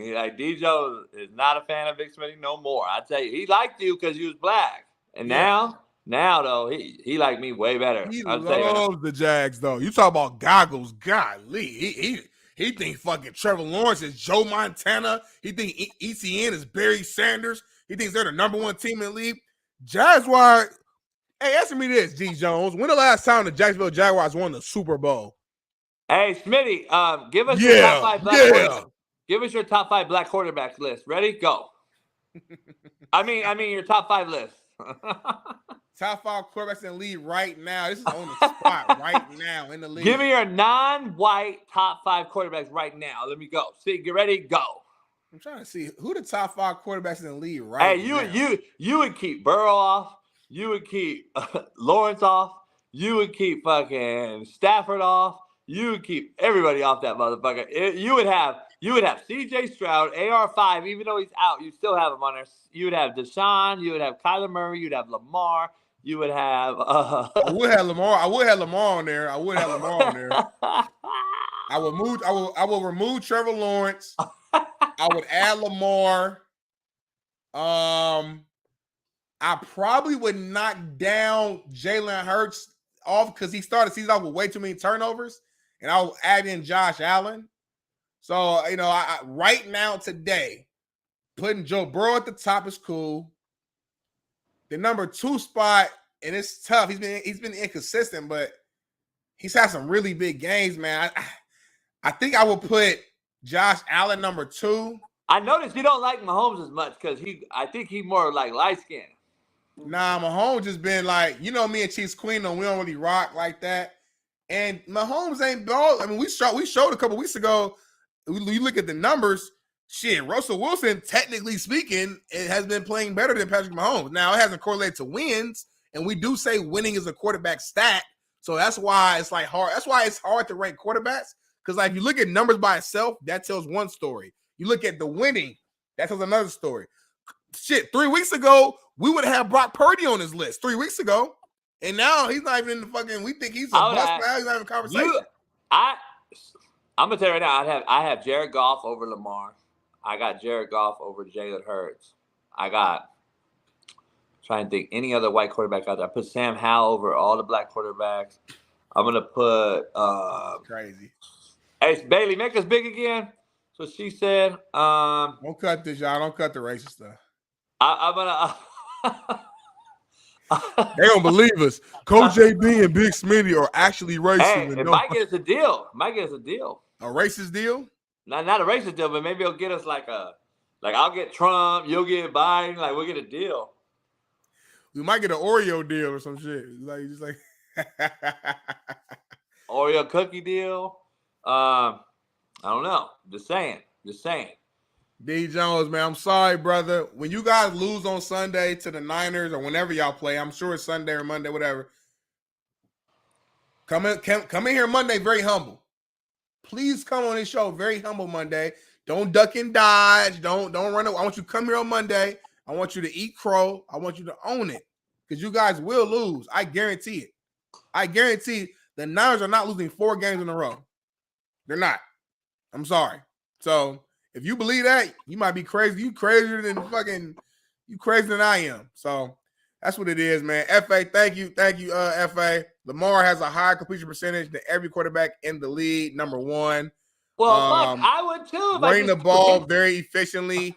He's leading the number 1 team, and he's leading the number 1 team in the NFL right now. FA, take off the glasses, FA. He throws fucking screens and hitches. I would have a hell of a fucking percentage. You said everybody do that, though. That's what you said. You said Mahomes do that. Okay, then. So if everybody doing it, then fuck it. He do. Right, that's what I'm saying. I feel so. That's why I don't give him credit that you all give him. The whole league do that, though. So they do, aren't they? That's the norm then. So compare him to what the norm is now. Don't compare him to Joe Montana and Peyton Manning. Compare him to who the quarterbacks are today. Hey, what is you and D Jones betting is the chat question right now. Are y'all betting?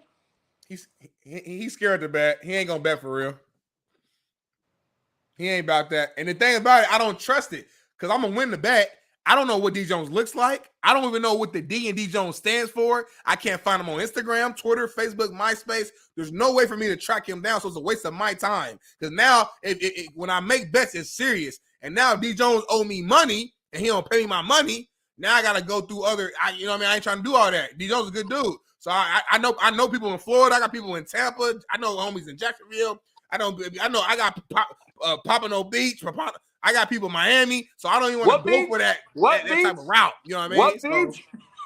What beach? Was it Pompano?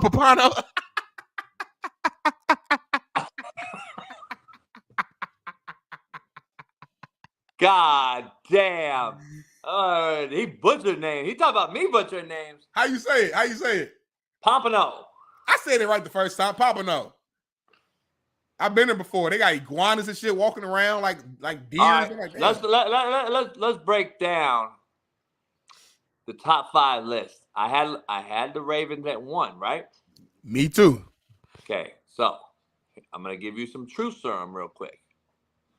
This is because I speak truth because I got injected with truth serum when I was a little kid, and that's why I say the truth. Yeah. Was it truth serum or was it that? No, I was injected. They gave me truth serum one day, and they like, you could never lie, JB. I'm like, all right, fuck it. So I tell the truth, and everyone's gonna hate you. Everyone's gonna hate you, JB, but you're gonna tell the truth every day. I'm like, all right. So I've honored that truth serum oath that I took. I got the Ravens at 1 right now. In 5 weeks, the Ravens will not be in the top 5. The Ravens will not win a playoff game, and they're not going to win a Super Bowl. Ever. So I just want to be clear with what I'm telling you, that the Ravens, right now, I wanted to be cool with you and put them at 1. But they're not going to finish at 1, and they're not going to ever win a Super Bowl. And Lamar Jackson is the sole reason for that. So I just want to be clear, throw that out there, and let everybody know. Although I do have them at 1 now, because I'm a realist, they're playing well.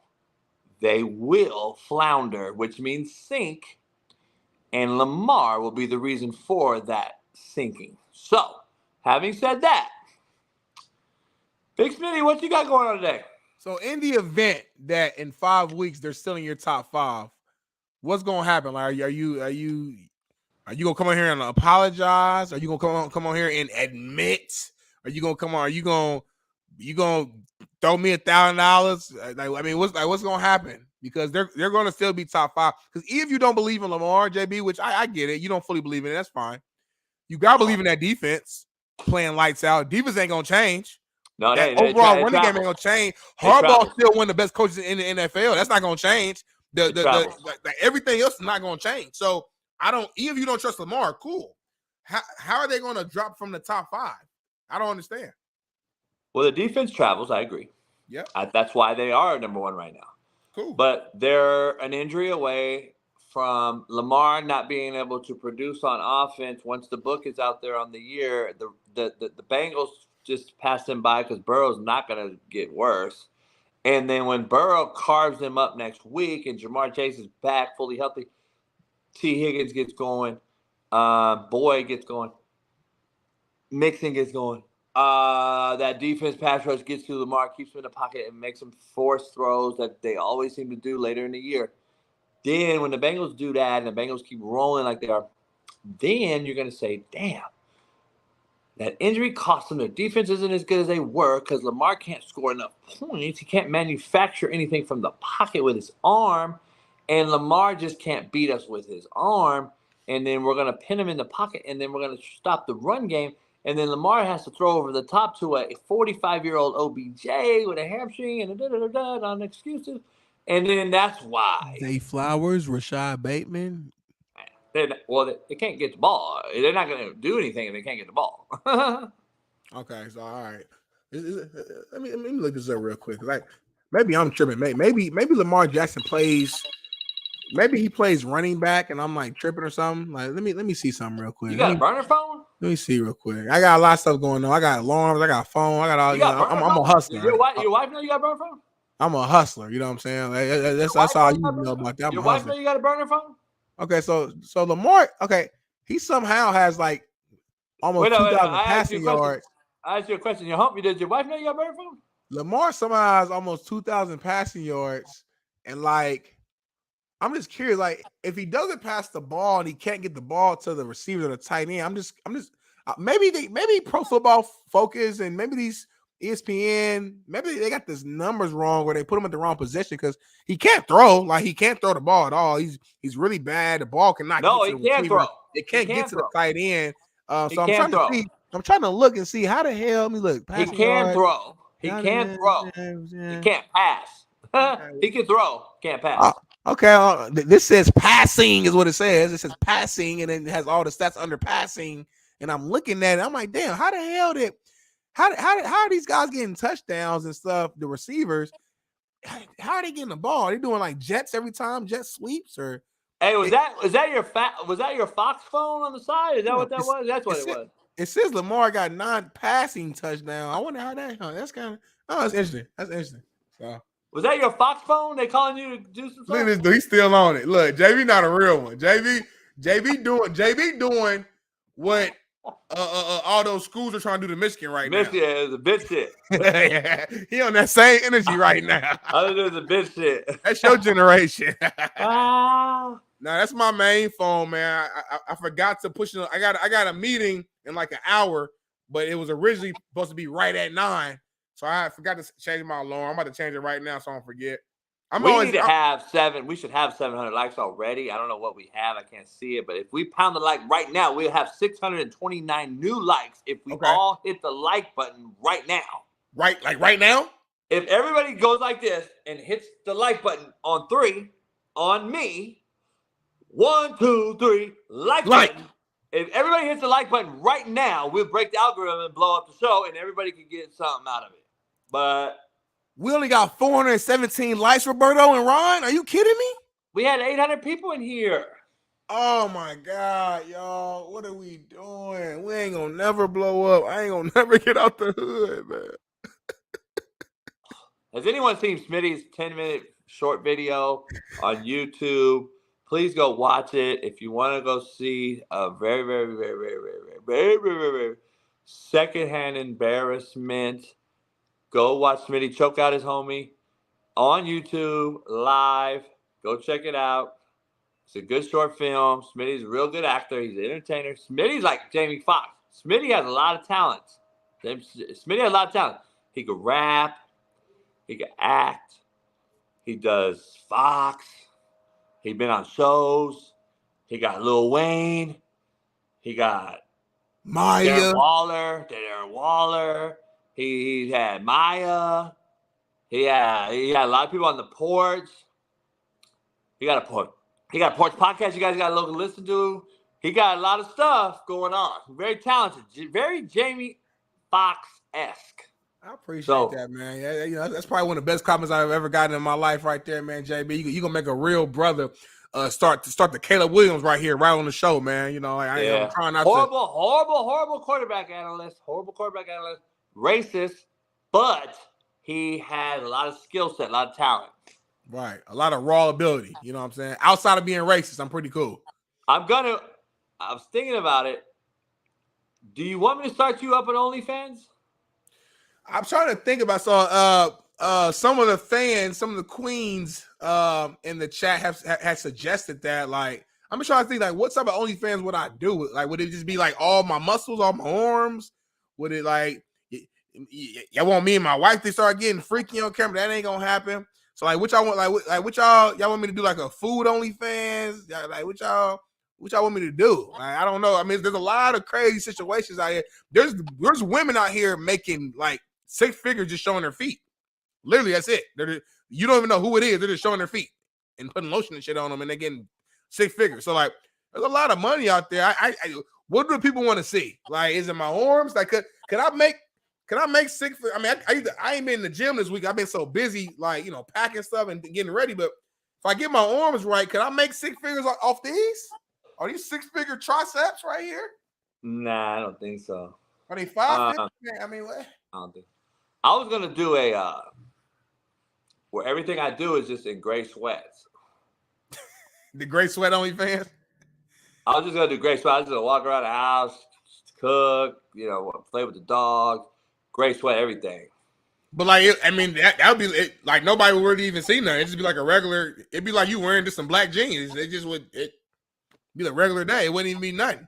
Now, if I did the gray sweats, it'd be all types of motion and shit going on. It'd be just like, it would be ridiculous. You know what I'm saying? Like it would be. Do you believe there's showers and growers? Do you believe that to be true? I mean, I believe that's a thing. I mean, I think everybody got their own little, you know what I mean, situation going on. You know what I'm saying? As a brother, we show and grow. We show off the rip, and then we grow even more than what you already thought. So you like, no. What do they say? No pause or whatever. Now, whatever you call it. I know what you about to say. I know you about to say something. Anytime you say no pause, that means you about to say some pausable shit. But go ahead. Like I've been in showers and no pause or whatever y'all say. Now I don't know what it is, but like, just say pause. Let's keep real. Not all brothers have been blessed. Keep your eyes up, JB. Keep your eyes up. What you on? You gotta come in there, put the towel around. You come in, hit the hot spots, get up out of there. You over here, watching. You over JB here. We used to have debate. We used to have debates about this no pause or whatever y'all say it. We used to have these debates in locker rooms, shit, fucking around, clowning and shit. Like, oh, I'm a shower, you know, the homie. I'm a shower or a grower or whatever. Like, what? I don't believe in all that shit. My shit different too, you know. My shit hides here and there, and then it just wow. Motherfucker, like, damn, that motherfucker got hit in the face with it. You didn't get circumcised, so that's why your shit just be, you know, you from the area where you didn't believe in circumcision and shit like that. Nah, I'm circumcised. Circumcised. If you're uncircumcised, you're a dirty motherfucker. I'm gonna keep it real. I'm gonna keep it real. If you uncircumcised, and any women out there that like uncircumcised, you know that shit nasty. And imagine a woman like giving special attention on the uncircumcised. Ooh, y'all belong together if you're doing that. Y'all belong together in that situation. Yeah. So I don't know, man. I mean, y'all let me know if I was doing OnlyFans, what would y'all want me to do? Maybe you guys can figure that out in the Discord. You know what I mean? And kind of discuss that and let me know. And tomorrow's show, I'll bring it up during the first segment. But hey, y'all, it's been a hell of a show, JB. What you got going on the rest of today in Arizona? Any big plans, or y'all gonna just chill around? Like, what y'all gonna do? What does sus mean again? I mean, like that's suspect. Like that's kind of like a like almost pause. Like I'm sus. Fuck. Yeah. Fucking words. You got it. This soft ass shit. I believe you're all sus with these fucking words. That's how soft your asses are. Man, I gotta go look at a couple things. A couple properties here and there. What you saying? What you saying? In about an hour, I'm gonna jump in the shower real quick, change, get ready to go. Pass up in a Peloton. He gonna shower after. We're gonna bounce. Boom. We're gonna go check out some spots all the way up until about 2:00 our time. Then we gotta pick up Piper from school. Then we're gonna come back. Probably that's when we start. Today. What's today? Friday? Today, I think today Wednesday. Oh yeah, no, it's Friday. Because every day's Friday here. Just so you know. So I heard you was making some money moves out there. I heard you had some conversations with some white people out there. It might be. Hey, by the way, Sean Waffle in here? Sean Waffle, raise your hand if you're in here. So one of Pat's neighbors just found out is Kyle Lowry. Big time kicker for the Chiefs for years. He lives right here. He came out last week and said he's a legend at Chiefs Queendom. He's a Chiefs Queendom legend. He came out and called out Travis Kelce while he was at the baseball game, and then flew to Denver. They got beat. Now they've since won a game, but he was like, I think we got too much shit going on. Nick Lowry, I'm sorry, not Kyle Lowry. Kyle Lowry's an NBA player. I was like, I let you have it because I was like, maybe I don't know. Nick Lowry. Nick Lowry. Got to talk to Nick Lowry yesterday. He has the same accountant as Pat. They live right here. He lives right here. Let me show you the house. Nick Lowry's house is. Let me show you Nick Lowry's house. Nick Lowry. This is Nick Lowry's house right here. Let me show you. Let me flip this thing real quick. I'm gonna show you the legendary Chief kicker real quick. Go knock on his door right now and run.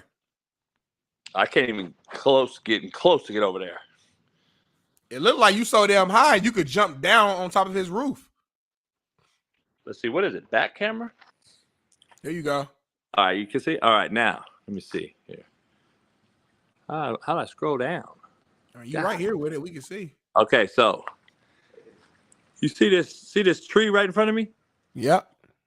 Over that is a brown house. I don't even see it from here, but there's a house straight down in that hole, straight across. Go over there and climb the tree real quick, and so we can get a better angle. You see the brown house straight ahead? Can I make it bigger? You mean the building right? This motherfucker, he done hung up the whole damn show, man. This is why you can't have old people on shows. JB. I guess his tire just went flat, y'all. Hey. I don't know what I guess did. it wasn't meant to be, JB. Don't worry about it. I don't know what I did. But anyway, that's Nick Lowry. Nick Lowry. And Nick Lowry. Charles Barkley lives right over here. Go knock on his door and run. Charles Barkley, he's back in Atlanta, I think TNT. Jim McMahon lives right here to my left. And Rob Schneider just moved here right behind Pat. The actor. Yeah. Where does Michael Jordan live at? Only in the winter he comes here. Okay. He has a house. So his house is on this hill, but you can't see it. It's behind the whole fucking mountain. You can't even get to his house. His house is up on this fucking hill up here. Where's me and you? Like, where's our house gonna be for the studio? Right here.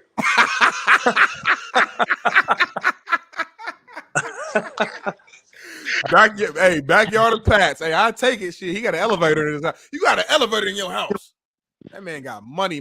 So we're going golfing tomorrow. I hate golfing with these motherfuckers because we're golfing with him and Rom, and it's stupid. I can't even light my cigar. These motherfuckers already putted off the green. I'm fucking trying to light my cigar. I already hooked one and sliced one. They already off the green clowning me, talking shit. You never really golfed though. Like, I feel like you start golfing and you say fuck it and you just get on the truck and smoke and drink while they golfing. I never finish around because it was like if they were coming in my football world, it would be that. Right. Like I'm in their world and I get it too. Like I wouldn't slow down for nobody either. So, right. I mean, you can't play with the top players in the world. Like it'd be like Pat trying to block me. It's like, you know. It's fucking crazy. So I just like the cigar, drink. Pat has a $100,000 golf cart. So He's got 2 10s, 6 highs and mids, and it's all Alpine, like banged out. It fucking bangs. He got rims. It's crazy. So we just banging on. We're the only ones on the course, by the way. No one's on the course. It's private. So we're just on there. We drive right on the green, putt, drive off. Like, it's crazy. He got a golf cart on Dayton's. Man, y'all living life, man. Well, hey, enjoy yourselves, man. I'm about to go ahead and get started with my boring day, meetings and work and shit like that. Shit that us adults do in the working world. Yeah, make sure y'all pound that like button, man. Get to 500 plus likes before this is all done today. And we're gonna be back again tomorrow, man. Thursdays are loaded day with guests. So we have a big time day tomorrow, man. So can't wait for that. Yeah, John Rahm lives right here. John and Pat are close. John lives on Silverleaf, which is the golf course. So we live above Silverleaf, but Silverleaf's down there. Yeah, they all live here. Booker lives over here. Booker hasn't played, by the way, and fucking like Booker's just stealing money. Anyway, Devin Booker did play. He ain't played in fucking how long? I don't know how long. He ain't played. He's sorry. He has been playing. You ain't been watching basketball, JB. Booker ain't played. He played a little bit. No, he's been out the last 3 games again. We got to start talking about basketball here. Probably December, we got to start going into basketball because Christmas Day is when NBA starts to really start to like rise a little bit. So I'm telling you, December, we got to start tapping into it. Great show, JB. Smitty, this is your worst show by a landslide. Thank you. So far, I'm up 3-0 this week. And that's how I know it's a great day. Anytime a fan or even somebody in the chat tells us that it was our worst day, it lets me know it was my best day. So I appreciate you. I think I'm 3-0 this week versus Smitty. I'm 3-0, and tomorrow I'll be 4-0, but another week. It's crazy. But anyway, JB keeps carrying the show. Smitty, keep doing a good job by pulling me in on the show in the morning and stuff. And then, I'll carry the rest from there. So, hey, man, you have a good one, man. I'm about to get out of here, man. JB, you stay on. I'm out. Kelly, you have a great day. Hit the like. Max, I'm going to come harder tomorrow. D. Jones, hey, I'm sorry. Hey, it's what it is. I'm not sorry. Hey, let's do our thing, man. Hit that like button. Have a great day. Peace. We switched it and filled the gap. Smitty and Jason Brown, we killed it, yeah, it's a wrap. We want the games.